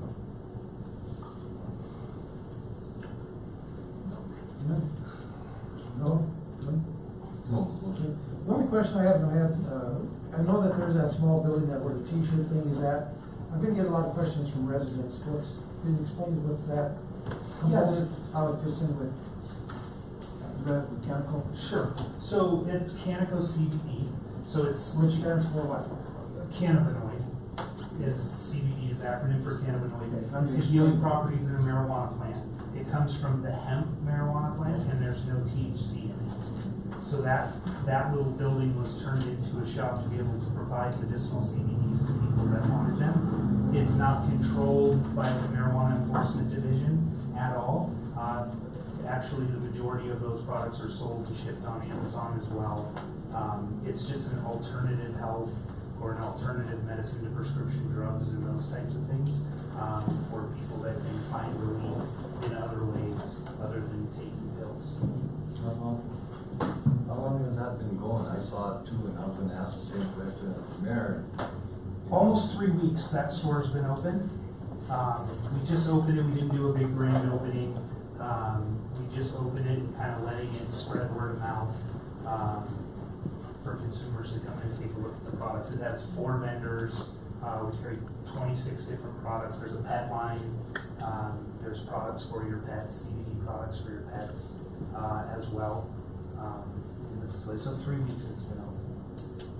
And it is non-THC. Non-THC product, absolutely. Yeah, that's a big question I'm getting, Yes. Okay, thank you.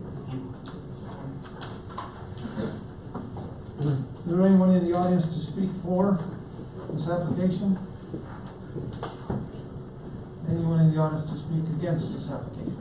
They are not speaking for or against the application. This is Tara Marshall for the Planning Department to clarify the CBD. We're in the process of working with Canico. They've submitted an application to update their conditional use permit. We will be updating their conditional use permit and taking that corner of the lot out of the conditional use permit because the activity that actually happens at the CBD store is not regulated by the MED or our licensing entities. So just for the record, they have a perfectly appropriate CUP now for the license that they're applying for tonight, but we are updating their CUP to take that corner of the lot out. So this CUP was, like everybody asked all the time, was in the queue before we had that one? Absolutely. Okay. Where do we stand with pending CUPs, and I know some have expired? I'm happy to give you a report. You can prepare that for our next council meeting. Okay, thank you. There's no one to speak for or against. Hearing's closed. Any reason to go into executive session on this matter? None? Motion to approve the new retail marijuana product manufacturing facility. So moved. Second? Second. Any discussion? Roll call, please. Bernardo? No. Fletcher? Yes. Lopez? Yes. Matei? Yes. Miles? Yes. Rico? Yes. Item number 6, unfinished business. 6A, zone change request filed by the city of Trinidad for 0.59 acres of property located on Elm Street in section 18, township 33 south, range 63 west, from low density residential to high density residential. On to the second reading of the ordinance, amending the zone classification of property located in parts of lots 22, 23, 24, Back Estates Edition within the city of Trinidad, Colorado, from established low density residential to established high density residential. Please read the ordinance. An ordinance amending the zone classification of property located in part of lots 22, 23, 24, Back Estate Edition within the city of Trinidad, Colorado, from established low density residential to established high density residential.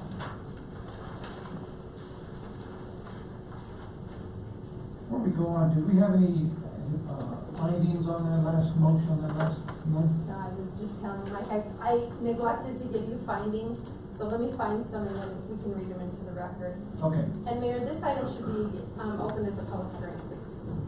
Which Just one? down the next item, the zone changes. Okay. Okay, motion to approve the ordinance, please. Actually, can we open the public hearing, Mayor? For the rezoning? It's an unfinished business, not a public hearing. It is a public hearing. It's a public hearing? Okay, so we'll just go to that public hearing then. We'll open the public hearing on this matter. Mayor, for the record, this is Tara Marshall speaking as the Development Services Director on behalf of the rezoning. This was approved and unanimously recommended on July 25th by the Trinidad Planning, Zoning, and Variance Commission. The City Council held its first public hearing on the matter on August 1st. The recommendation of the Planning Commission was to approve the rezoning to accommodate the building of a 28-unit high-density residential apartment complex to be part of the Space to Create project. Did you have any questions for me? Any questions from council? Okay. Being a public hearing, anyone to speak for or against? None? Hearing's closed. Second reading of an ordinance amending the zone classification of property and located in parts of lots 22, 23, and 24, Back Estates Edition within the city of Trinidad, Colorado, from established low-density residential to established high-density residential. Would you please read the ordinance? An ordinance amending the zone classification of property located in parts part of lots 22, 23, and 24 Bacchus Estates Edition within the city of Trinidad, Colorado from established low-density residential to established high-density residential. Motion to approve the ordinance, please. So moved. Second, Seconded. any discussion? Roll call, please. Benado, Yes. Fletcher. Yes. Lopez. Yes. Matei. Yes. Miles. Yes. Rico. Yes. Item B. This is also a hearing, is what you're saying, right? Yes, sir. Okay, it says, zone change filed by Kip Hamden LLP for 20 acres of property located on 2 tracts of land, including a 15.13 acre tract known as La Puerta, a 3.61 acre tract, including the Toyota site, and a 2.06 acre tract, including the city's former street and bridge department, and current location of those are from industrial to historic preservation and to community commercial. Hearing is now open. Good evening, Mayor, members of council. Tara Marshall speaking as the Development Services Director, providing testimony for the Planning, Zoning, and Variance Commission. On July 25th, 2017, a public hearing was held at the Planning, Zoning, and Variance Commission, and the application was studied for its compliance to the rezoning criteria stated in the City of Trinidad Code of Ordinances. The Planning, Zoning, and Variance Commission voted unanimously to approve and recommend the rezoning to City Council. On August 1st, 2017, the City Council held its first public hearing to study the application for consideration of its compliance to rezoning. This is the second hearing for the City Council to do so. It is the recommendation of Planning, Zoning, and Variance Commission to approve the rezoning. Staff would like to reflect one amendment to the ordinance. The amendment to the ordinance, I'll read into the record for your convenience, would appear in the title of the ordinance. It will say, located within the City of Trinidad, County of Los Animas, State of Colorado, from Growth Industrial, GI, to Growth Community Commercial, and, this is the part that we're amending, and Established Historic Preservation, EP, to Growth Community Commercial. That same change will also be noted in the ordinance under number 1. It will say, the zoning map of the City of Trinidad is hereby amended by changing the zone classification of the above described property from the existing Growth Industrial to Growth Community Commercial, and from Established Historic Preservation to Growth Community Commercial. If you can approve the ordinance with that amendment, we would appreciate it. In our first hearing, we neglected to add the Established Historic Preservation change to Growth Community Commercial. Okay? Right. You have any questions? Yeah. Not so much with the discussion about how we're going to do this or how the amendment will follow. Yes, sir. But as I read this, it talks about the city's former street and bridge department. In its current location. Given the fact that this morning's discussion, can we proceed? We have given... Not including, if I may, not including that, in as much as the deal has never been consummated. Are we dead in the water in making this change until such time as we resolve the other issue? If I could, I'd like to... Sorry to cut you off there. No problem. Councilman Benado, Councilman Matei. We get Sorry, messed up. I know, you sit at either end of the dais. We discussed this when we began to go into the rezoning process because we owned the property but had provided a property right to the applicant for the purchase of the property. Okay. So the city has provided a letter to the applicant in the applicant file allowing them to take the application forward. The rezoning does not bear on the sale of the property. So what the applicant has done is we've included the rezoning. If you look at the rezoning ordinance, it will be rezoned regardless of the fact that the city owns it because we have provided Kip Hamden LLP permission to rezone it. Okay, it was a point of conflict in my mind. I just wanted clarification and thank you. That's excellent. Thank you. Any other questions? Anyone in the audience to speak for or against the zone change? And just, please, come. Mr. Mayor, members, Council, Carl P. Grilson, representing Kip Hamden. I just wanted to say that I'm here if there are any questions. Any questions for Mr. Gilson? No? Thank you. Anyone speak against the zone change? Not? Hearing is closed. Second reading of the ordinance. amending the zone classification of property located in part of the west first half north quarter in section 18, township 33 south, range 63 west, and part of the east half northeast quarter of section 13, township 33 south, range 64 west of the 6th p.m. Located within the city of Trinidad, County of Los Angeles, state of Colorado, from growth industrial to growth community commercial, and from growth historic preservation to growth community commercial. Motion to approve, or excuse me, read the ordinance, please. An ordinance amending the zone classification of property located on the west 1/2 north quarter of section 18, township 33 south, range 63 west, and part of the east 1/2 northeast quarter of the section 13, township 33 south, range 64 west of the 6th p.m. located within the city of Trinidad, County of Los Angeles, state of Colorado, from growth industrial to growth community commercial, and from growth historic preservation to growth community commercial. Motion to approve the ordinance with the amendments. So moved. Second. Second. Any discussion? Roll call, please. Benado? Yes. Fletcher? Yes. Lopez? Yes. Matei? Yes. Miles? Yes. Rico? Yes. Item 7, miscellaneous business. Acceptance of the 2016 audit. Motion to approve the audit. So moved. Second. Second. Any discussion? Greg, do you have anything to add to the report? During our meeting with the auditor, I think most of all of my questions were answered. I still have some, but they're really not about the document itself. And I think a lot of explanation of what Mr. Dixon reported on the building. Yes. I think we need to reword it rather than approve the audit, to accept it. To accept the audit? That's true. And it's nice to have an unqualified audit. Okay, let's change that motion to read from motion to approve to motion to accept the audit. Okay, okay. Second? Second. Okay, any discussion? Roll call, please. Benado? Yes.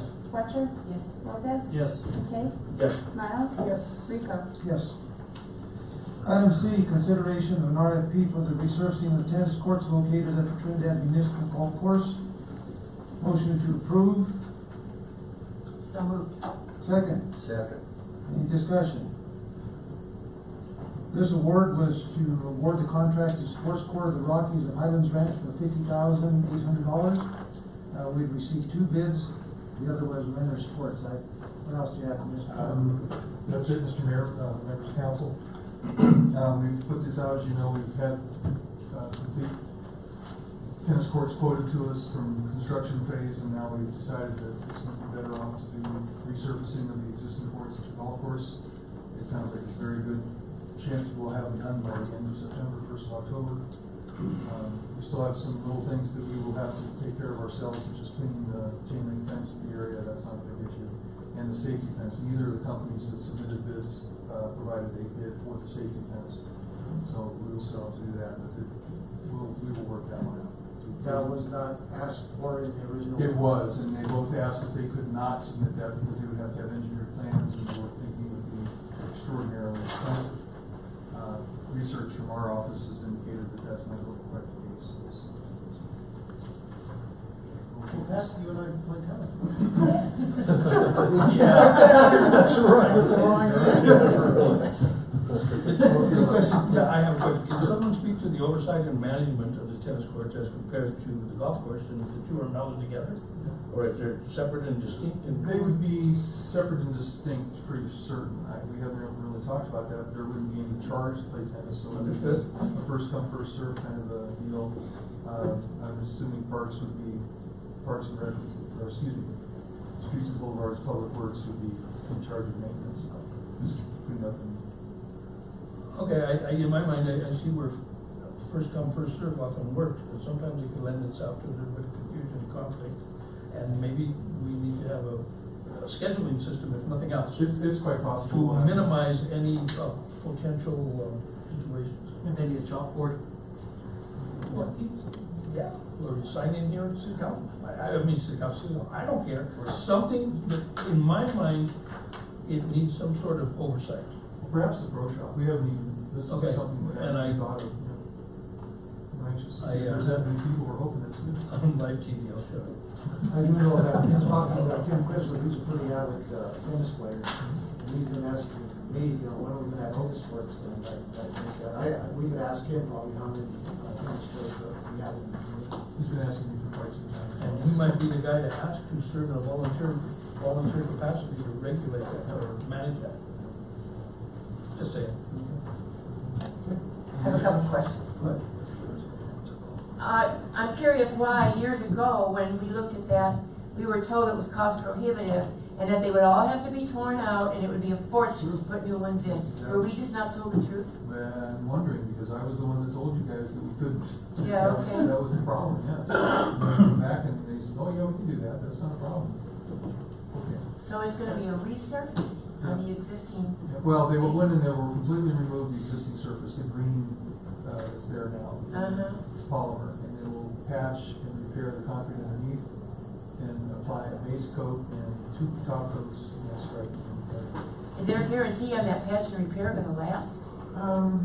There is a guarantee, there is a warranty on it, there is some, it's dependent on a couple of different things, of course, the slope of the courts, the moisture, and getting the moisture off so that it'll go off the course. They're pretty confident. I'll be darned. The other thing is back and forth with the golf association has always been the idea of golf balls going in, tennis balls going out. Is there gonna be a net? That's the safety net I was talking about. So it's gonna go over? Well, not over, it'll be on the side facing the tee box and then on the side facing the fairway. A net or a fence? Safety net fence, if you will. Approximately 30 feet high, 1 inch squares that will prevent the balls from going. So it's gonna go over? Not over the top, no, just up the No. sides. And it's like a cloth or string material. Yes, It's a mesh. Yeah, it's a mesh type material, yeah, safety fence. Yeah. There won't be over the top. It'll just be down the sides. Okay, and it'll be lighted for nighttime playing? In future, yes, it may not be this year, but in the spring it will be, because it'll be a little cold right now. Okay, to kind of answer the tennis response, is probably gonna be slow at first. It's gonna be the low, the regulars that have always been playing on that one court over at the college. But I kind of venture to say there's gonna be maybe more and more as demand. With the place to play. Yeah, I think it's gonna grow with the place to play, so hopefully we can look at adding some more courts also in the future. Yeah? Okay, thank you. Thank you. If there is no other discussion, roll call please. Benado? Yes. Fletcher? Yes. Lopez? Yes. McKay? Yes. Miles? Yes. Rico? Yes. Item 8, council reports. Mr. Vijay? Yes, I have one quick item. FPS Gold is a banking software company that services where my wife works at Sentry. And frequently she goes to Utah to study there and learn how to do it, and they have annual visits. And more to the point of my comments, recently she engaged a person who has been here in the past on visits to our city, and she was traveling with 2 newer companions. And she was pointing out to my wife, and with her permission, I'm making these comments, that she was just all enamored with the good things that are happening in Trinidad. She told my wife, this town is popping. We've got construction stuff going on, there's more occupied storefronts, and it has a vitality and an enthusiasm about it, which garnered her attention enough that she saw it appropriate to comment to the staff at Sentry. And I just want to point out, trying to pat ourselves and those who are responsible for this kind of momentum, thank you for what we're doing. We are making significant changes, and it's important to recognize that. Good. Thank you. Yeah. I was happy to see that GoCo seemed like they were well received. Jay Houston, we got to see a lot of the areas that are being developed and have been developed. And I hope he was favorably impressed to come back with some more money maybe to develop a larger trail system. I think they're more than willing to work with us. Good. And that's part of what we're going to be discussing next, is possibly some of the funding that they might want to talk about. I don't think anybody can argue the potential for putting this city on the map for trails. Absolutely, and I'm glad that, seems like he got a fairly extensive, tour. Yep, I went around with him and why not. Thank you, and Parks and Rec Venture too. I just want to remind people that this Friday, the 2017 Los Animas County Chamber of Commerce Expo is being held at Sebastiani Gym. So for those who want to come and take advantage of that, there's going to be a lot of members of the community and the business community who will be there to showcase their entities, and I hope everyone's able to attend. It's from 10 a.m. to 6 p.m. I'm sorry, 4 p.m. rather. 10 a.m. to 4 p.m.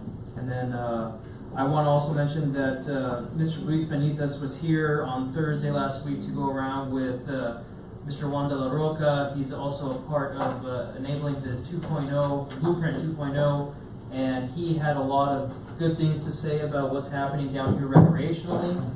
He believes that we have prospective amenities with our landscaping and topography and our river that will really be putting us on the map in the next few years to come.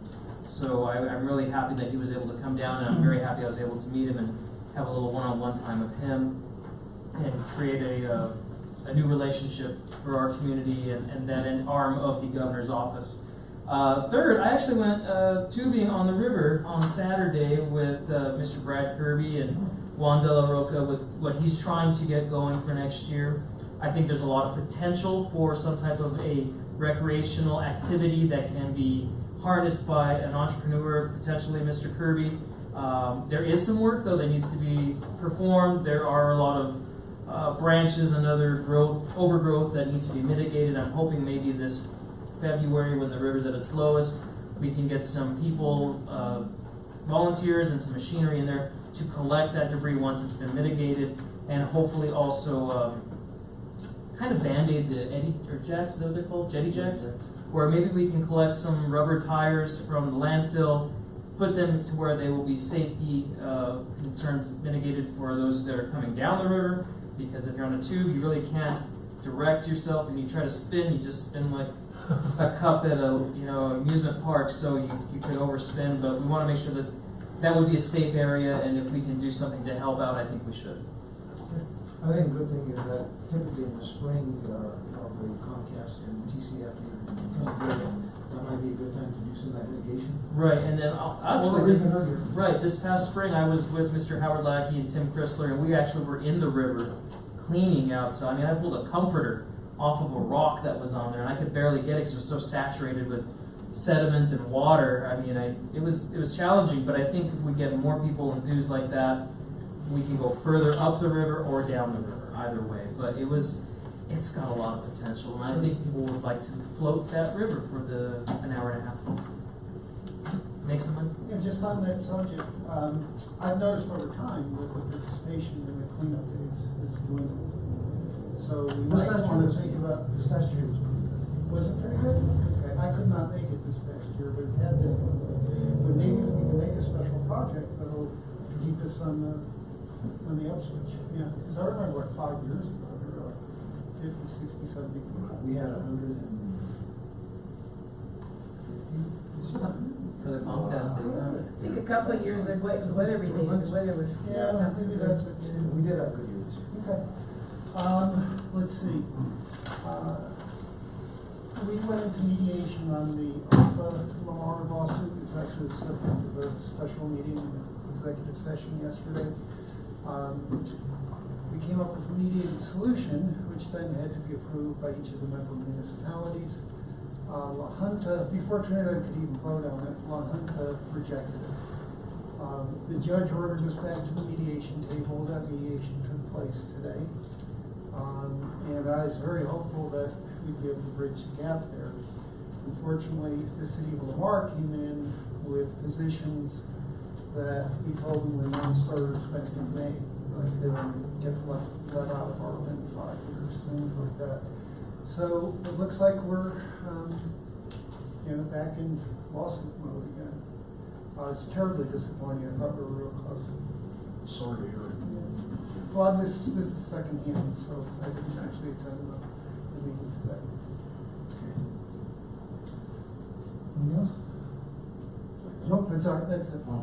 All I have is just I don't know, I've been getting a lot of phone calls, it's from a lot of elderly people, and they're really concerned about the transits in the town, and it's really bothering them and it's bothering me. I talked to a gentleman this morning, and he was telling me about the problems that are going on in the industrial park out there, where he has part of his business out there, about guys breaking in and stealing his trucks, stealing batteries, stealing everything. We also had a report on it. I had a couple calls about an elderly lady that's a transit, that's walking the streets. Very, very, I don't know how to put it, out of it or whatever she is. She walks up the street, she's cursing at herself, talking, stuff like this. I think something has to be done to look into this problem. I know we're very short, you know, our police department can't be everywhere. But, you know, when we get elderly people, not only elderly people, that are calling me and say, Mr. Brown, I don't want to go to Walmart anymore. I won't go to Walmart unless my son-in-law's with me or my son's with me. You know, that impression to me of our city is horrible. It's horrible. I know we have talked about this many times. Can we put up an ordinance and do something? What can we do? It's touchy by law and stuff like that. I know it is. But it's very discouraging. Very, very discouraging. That we, as a council, we as a city, we have to do something here. I don't know what it is. Maybe we can all get together and try to get this done. But, you know, this council said, well, the city's doing great. Yeah, the city's doing great. The other night when I left out of here at 9:30 at night, I hear all this noise. I look over here, I didn't see nothing at the train. I said, Joe, you're losing it. I looked over here at Safeway, didn't see nobody, but I heard the noise. I get in my car, I drive over there, I go over by the underpass. What do I see? I counted 13 lanterns, or whatever they were doing, underneath the viaduct. Cussing, hollering, screaming. This is what I've seen, and this is an image for our town. And this woman, I'm telling you, something has to be done with this woman. I mean, I don't know if the lady's, I don't know if she's considered dangerous, but this lady needs help. And, you know, I think, like one of the gentlemen told me about the industrial park, we gotta have patrols, a lot of patrols. There's a lot of stuff going on out there that we don't know, but I'm sure hearing it from the public. So, you know, I'm not bringing down our town. I love my town, but you know, this is really bad. We come into this town and we see people. It's hard. Well, you know, and I'm next here, and I just wanted to say this, is that transients is something that it's almost impossible to do anything with. Just basic transients. The reason being is that I know Fort Collins tried to do a lawsuit, and they ended up losing. It ended up costing them $85,000 or whatever it was. And the reason because this came out last year when we went to see them out, and said in it there was a specific meeting that they had on it, and what they said is that by Constitution, begging is legal. It's speech. It's speech. So there's only two things that can happen with transients to control them. One is that if they're standing on a corner, if they step off the corner to get money, they can be picked up. Or if they're harassing. Those are the only two reasons how you can actually do anything to these transients. Now, if there's somebody like you mentioned, Mr. Donato, that there's a lady going up and down, and if she's erratic or whatever, whoever sees her, somebody should report her to the police, and the police need to take action on that. So that would be something that maybe you might mention if they get a report to follow up on it immediately. As far as, like you said, the lanterns down there, our ordinance says that in all of our public parks, they cannot be there after 10 o'clock. So if they were there before 10, they're within our ordinance. So we're kind of, it's a tough situation that we have here. Well, we can't, in my mind, throw up our hands and say we got to do something. Right? The way you do something is if you see something, say something. Right. All right, the other night, Joe, for example, when you saw what you saw, you should have stopped right then, used your phone, call the police department, tell them what you saw, and be a witness. And then be as good a witness so that they can do their job. In the times that I was working, we had a program reporting every dangerous driver. Obviously, we were out there all the time. We were looking for people. Well, you can't be, the police cannot be everywhere at all times, but they're expected to go anywhere at any time. So the point is, the citizens become the eyes and ears of the police. And if they see something, just like in school, see something, say something. Okay, and that's what is necessary so that we can allow the police to do their job. Wait a minute, but you know, I think what the problem is, a lot of people have told me this, it's not the local people that are giving money to these transients. It's the people from out of town. The tourists, they feel sorry for them. Oh, there's a guy over there. Hey, that's what's giving them the money. That is the to stay problem. here. That is the problem. Our local people does, you know, it does seem like they support them, but the tourists that come in here are the ones that are, here you go, here's $1. And you know, $10. in talking to people from other communities, they have just as big a problem or bigger problem than we have. And some of the, I mean, it's amazing how many people stand on corners and, I know what Colorado Springs, Pueblo, they all have issues, major issues. Well, Lakeshore Park is a disaster. It is, yeah. I still think that we need to revisit the idea of creating a program, a social program, that does implement some type of mandate to where if these individuals do not comply with it, when we're trying to assist and help them get a leg up, and if they do not comply with this, then we have a resource to come back and say, hey, we have this program, you choose not to adhere to it when it's there for you, so therefore we can take action. We have to give some type of something. I think we have talked about some ideas. Are we in discussion mode here?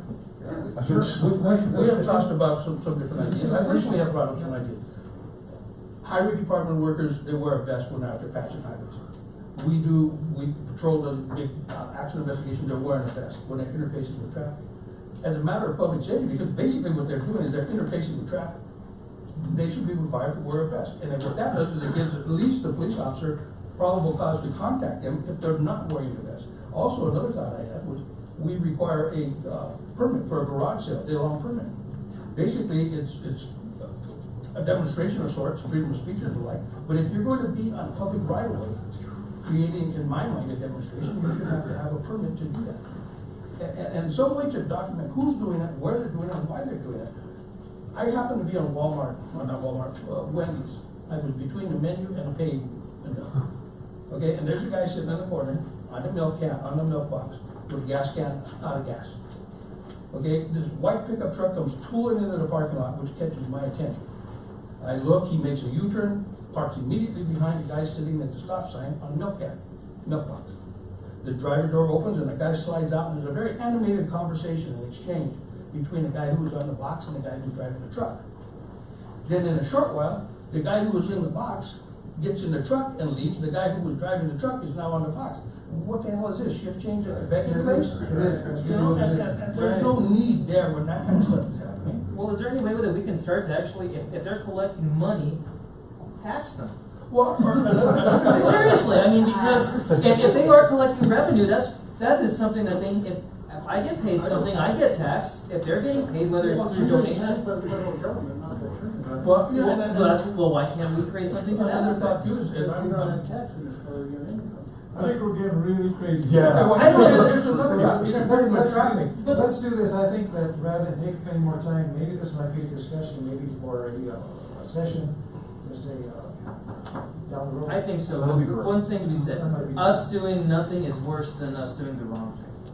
The one thing you could do it this though is, as a society, we have reduced funding for mentally ill people to the point where it doesn't even exist anymore. And if you want to make a difference in this world, start writing to your legislators and Congress people, because they are the ones that used to provide the funding and they do not anymore. Can we put our police officers on alert for this lady, just to keep an eye on her? I mean, I think I know who you're speaking of. She kind of like mouths a lot. Yeah. She's come into our business establishment, and actually she's quite benign, but I think she has a mental health But they're allowed disability. to operate. There's no way around that. They'd have to be a danger to themselves or others. Well, she is a danger If to she's ready to herself. kill anybody or herself. There's one That's what it boils down to. Maybe some people don't know this, but it is illegal to loiter within X feet of a liquor store unless you have ID. And the reason is to prevent underage kids from saying, hey, mister, go buy me a beer. Well, even though you can look at one of these homeless people and see that they're 50, if they don't have an ID, you can trespass them off your place. And I mean, part of it is really just taking advantage of, if someone's just sitting there on the bench, they're not bothering anyone, they really don't care, but if they're panhandling and harassing their customers, it's creating an inhospitable environment. It's really coming to that. Good work, absolutely. Okay, well, let's take a maybe a special work session. I've got one more item that I wanted to just mention, and this is for staff. The gentleman from Buckets, I see him pretty much every day at the store. He really wanted to compliment staff for what you've done for him. I guess, you know, whenever he's come in, you greeted him, you've helped him in every way, shape possible, and we want to say thank you. So, job well done from the staff. And just as a secondary note, been doing some preparing, Audra and I, not Audra and I, but Tara and I, about a presentation for the 21st, which is this next Monday, for our Chapter 9% tax credits. Good luck. So we've been working on it, passing back and forth items to we'll discuss. Who else going? The mayor and myself. The Colorado Housing and Finance Authority only allows 3 people in the room for the presentation, so it will be the mayor and myself and Andrew Michelson. I think it's going to be favorable. We feel good. What's tomorrow? That's for the meeting for the open space or the community space. Oh, okay. Yes. So This is when we are. hard to take that. Well, we might want to go to that. Oh, that's the finding. Yeah. Did you read the findings? Before at that point, I wanted you to know this when that happened. So that, we'll have Mr. Matei read the findings on the new item number 5A, which is the marijuana manufacturing facility changes, or Yeah. not engaged. Excuse me. The matter came on for a hearing on the application of Canica Company doing business as Canico, 3019 Topol Drive in Trinidad, Colorado, for a retail marijuana product manufacturing facility, medical marijuana center, medical marijuana infused products manufacturer, and medical marijuana optional premise cultivation operation license before the City Council of the City of Trinidad, acting in its capacity as the local licensing authority on August 15, 2017, in the City Council chambers in City Hall. The City Council, having reviewed the application and supporting documents, reports of the city clerk and city staff, evidence of at the hearing, and the testimony taken during the hearing, makes the following findings. The application is complete and signed by the applicant, and the applicant has paid the appropriate application license fees. The application appears to be in substantial compliance with all of the requirements of Article 11, Chapter 14 of the Trinidad Municipal Code. The applicant has testified to their willingness to comply with any and all areas of said article whereby compliance at this time cannot be fully attained or substantiated. According to the testimony of the applicant, the application does not contain any material misrepresentations. The proposed marijuana businesses comply with all the applicable zoning regulations. The City Council therefore finds that based upon the testimony of the applicant, the building in which the proposed marijuana business is to be located will conform with the Trinidad City codes, including the zoning code and the international codes adopted by the city. Josh Bleem and Cynthia Genova testified in favor of granting the license, and no persons testified in favor of or in opposition. No other persons testified in favor of or in opposition of granting the license. The applicant, through the facts and evidence adduced as a result of the city's investigation and testimony provided, has made a prima facie showing that the applicant owner is of good moral character, and the employees of this entity will be likewise of good moral character. According to the city clerk's records, there are 62 medical and retail marijuana licenses overall approved within the city of Trinidad, with 25 ownerships at 33 addresses. Based on the evidence presented at the hearing and the investigative materials provided for the hearing, the City Council finds that the location of the business is appropriate and that the applicant is of satisfactory moral character, and there is a willingness of the applicant to fully cooperate with the officials of the City of Trinidad in the operation of this business. Therefore, the City Council of the City of Trinidad, Colorado, as the local marijuana licensing authority, hereby approves and grants a retail marijuana product manufacturing facility, medical marijuana center, medical marijuana infused products manufacturer, and medical marijuana optional premise cultivation operation license at 3019 Topol Drive in Trinidad, Colorado. The issuance of said license shall be withheld until a certificate of occupancy is issued by the building official and upon his absolute confirmation of the compliance of all codes adopted by the City of Trinidad. The licensee is not permitted to possess product in advance of this license being issued. Okay, thank you, Mr. Mateo. Yeah, you're welcome. Okay, reports by city manager? I handed out an updated spreadsheet for the recommended uses of the marijuana money, starting with this year. And as you can see with some of them, the requests that were not discussed, I guess I missed one of them. I received a request for the city to buy some land for soccer fields in the Fisher's Peak area, and that was for, I understand, $45,000. But that one also was not discussed. So I'd like you to look through this list and just confirm if this is what you feel we talked about at the retreat. If it is, I will bring it back as a policy at a future meeting where you can formally approve it. If you want to discuss any of these, if you want to do it tonight, if you want to wait until you have a chance to look at them again and contact me, then I'd be happy to do that too. Any questions? I do have a question, thank you. The only question I had is, and this is for everybody here, is that, Mike, I have a concern, one of the items that I put on there was the Tura seed money. Council approved Tura, some time back. Right, and that's not on there. And it's not on there for this year. However, I was noticing that the amount allocated so far is the 1.2, which is what we've received so far. That doesn't reflect any additional money that we'll be getting for the balance of this year. So would that be maybe some consideration later on this year for any of the additional monies that we might receive from marijuana? We talked about the tourist seed money funding, but I don't recall that there was a dollar amount. So if you want to insert something like that, we sure would. My recommendation would, in order for them to do anything, they're going to need at least $100,000. Okay, so you want me to put that in for 17? Yeah. About $100,000. That makes sense.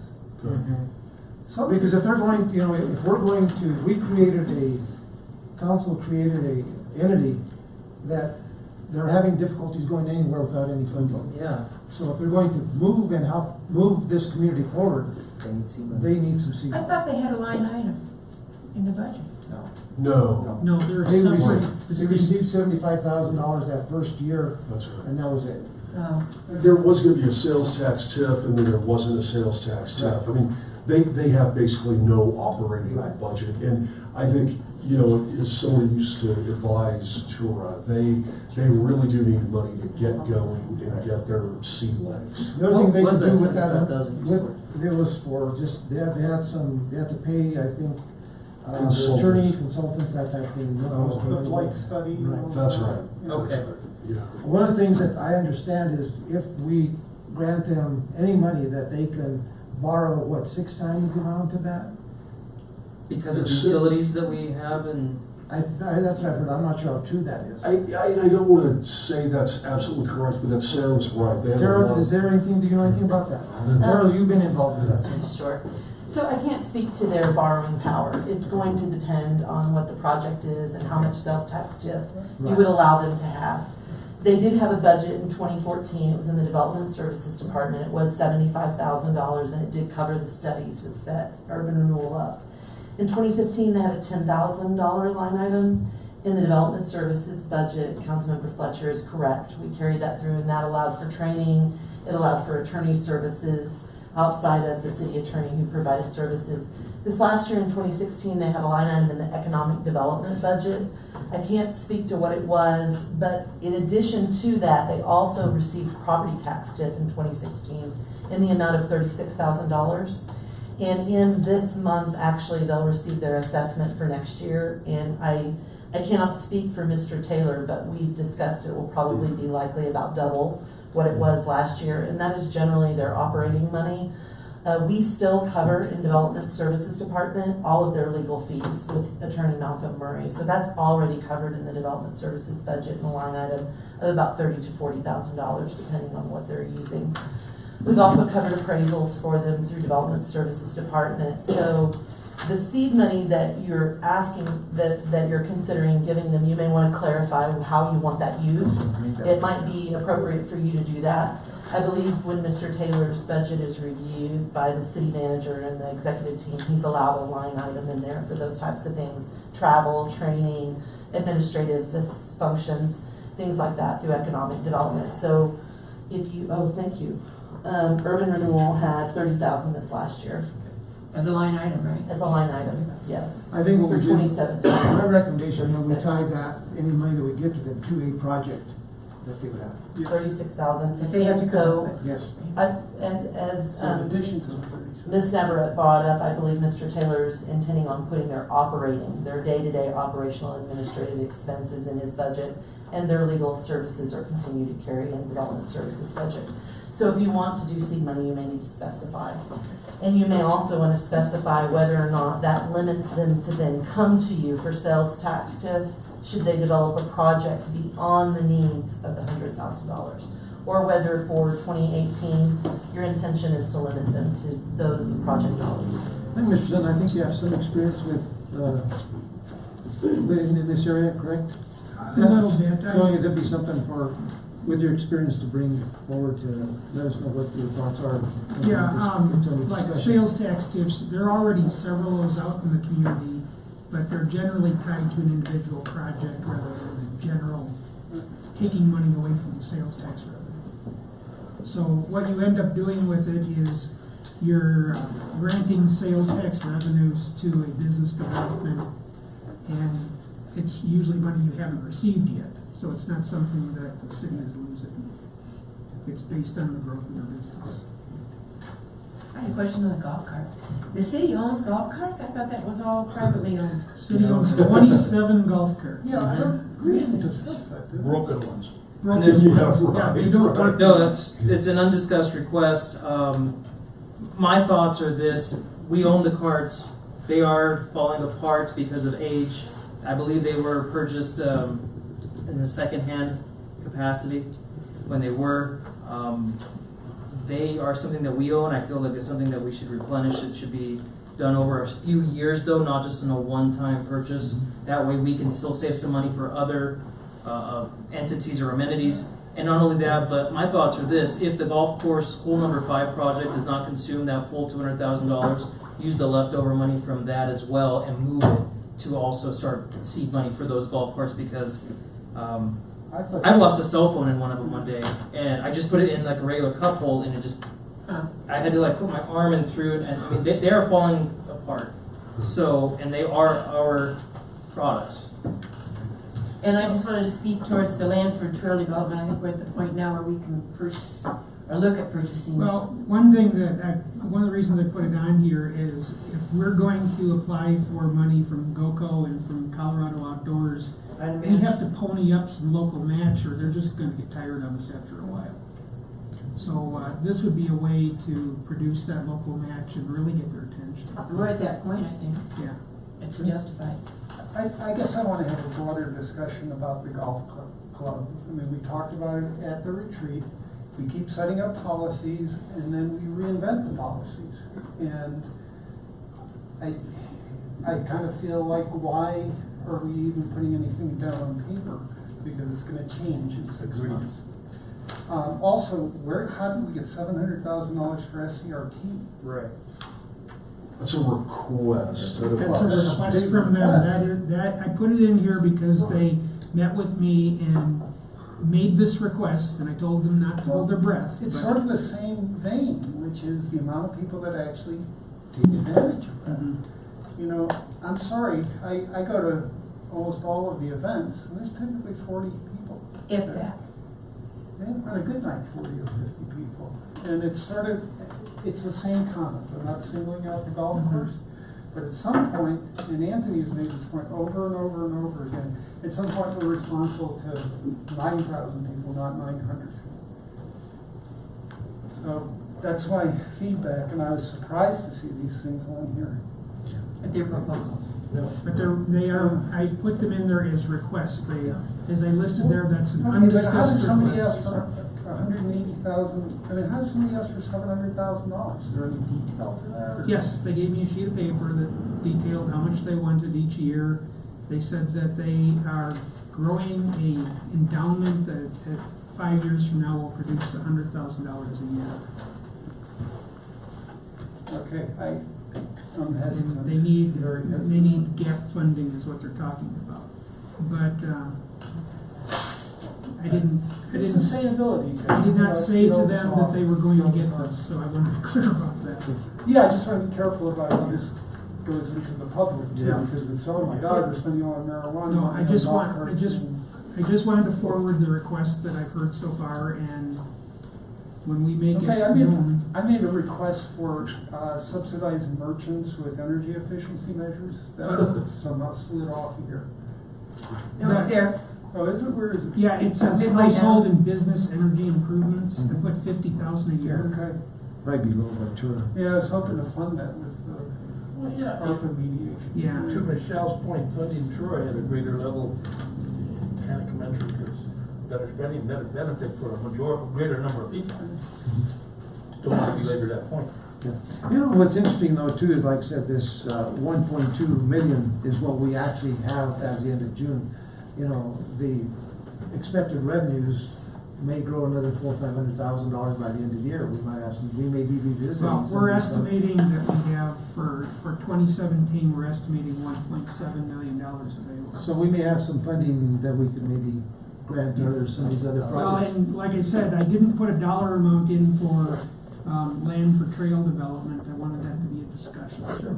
So is there some number you would feel comfortable with putting in there? And it should be for a number of years, not for a one-time shot. And we're looking at it as a matching, so we'd be getting our double the money. Well, we would be buying the land and using that as local match. I think the big thing too is, you know, do we have any idea what land that we want Yes, to yes, purchase? there's And the- what that cost would be, and then appropriate The that. the first effort is to buy the land between the Boulevard Addition and the state park. Okay, so do we know what the value of that property, or what the market value is on it? We have to negotiate that with the landowners, but all the landowners have been identified. That was done several years ago, and a lot of the initial contacts, the measurement of the size of the lots, putting it on a map, all those kind of things were already done. So we have to do the negotiation and buy the land. I think if we had some kind of an idea of what that. Yeah, just throw an arbitrary number. Yeah. I mean, we could say 100,000 or 50,000, and we could still be off over or under. If we had, I mean, And the other thing too is we don't wanna, you know, lend our hand and say we're going to appropriate, you know, $200,000 to purchase this property over 3 years or 5 years. And then the landowners will say, well, we got. Well, under Lewis, some of that land was short. Okay, but that's partial, it's not like you have. In 2013, we completed the Old Cypress Trail plan, and Ms. Garrett and I just actually identified it this past week in our files. And in reviewing that recently, as early as this morning, I found estimates to purchase each section of the trail. Now, these estimates will be several years out of tune, but it gives us a foundation from which to go and look at. So I think we could probably bring you some estimated numbers that had a logical value in the next couple of weeks. I haven't even had a chance to visit with Mr. Sund about it yet. Okay, good. Okay? Mr. Vidal. Somebody, I don't know if I'm going off the track here, but can somebody please explain to me what's going on over there by, going out there toward the dumps? I guess that land, is that That's the trail, they call it wormhole. That's the wormhole trail. Wormhole or whatever. Who's in charge of that? Tim I mean, Chrysler. There's a guy over there that has a big Indian teepee-like and every stuff like that, and, We're working through that one. because I had a gentleman tell me that kind of a lot of rudeness was going on over there. He went over there and asked him what was going on with the trail and stuff. Whoever was out there, I don't know who it was, but, was very, he was kind of upset with going over there. There's volunteers working, So doing you're, stuff like that. okay, so you're checking into Volunteers. that, Mr. Sutton? Yep. Okay. All right. Anything else on this list? What was it, so called a wormhole? So what's the purpose of this wormhole? Just to go up, sit in the It's just a bike trail. It's a whole separate trail. It's about 2.5, 3 miles long. It ends up on the top of the ridge of looking down at Simpson's Rest. Hiking and biking. Hiking. It's part of our, Mostly it's part of our trail, it's part of our trail system, part of our trail system. The trail was constructed all with volunteer help. It is okay. I hope so. Anything else, Greg? Is there anything else on here that you wanted some input or changes or anything else to at this point? Those are the ones that I had. Okay. Yeah, I'd like to know how we get the 700,000 for SCRT.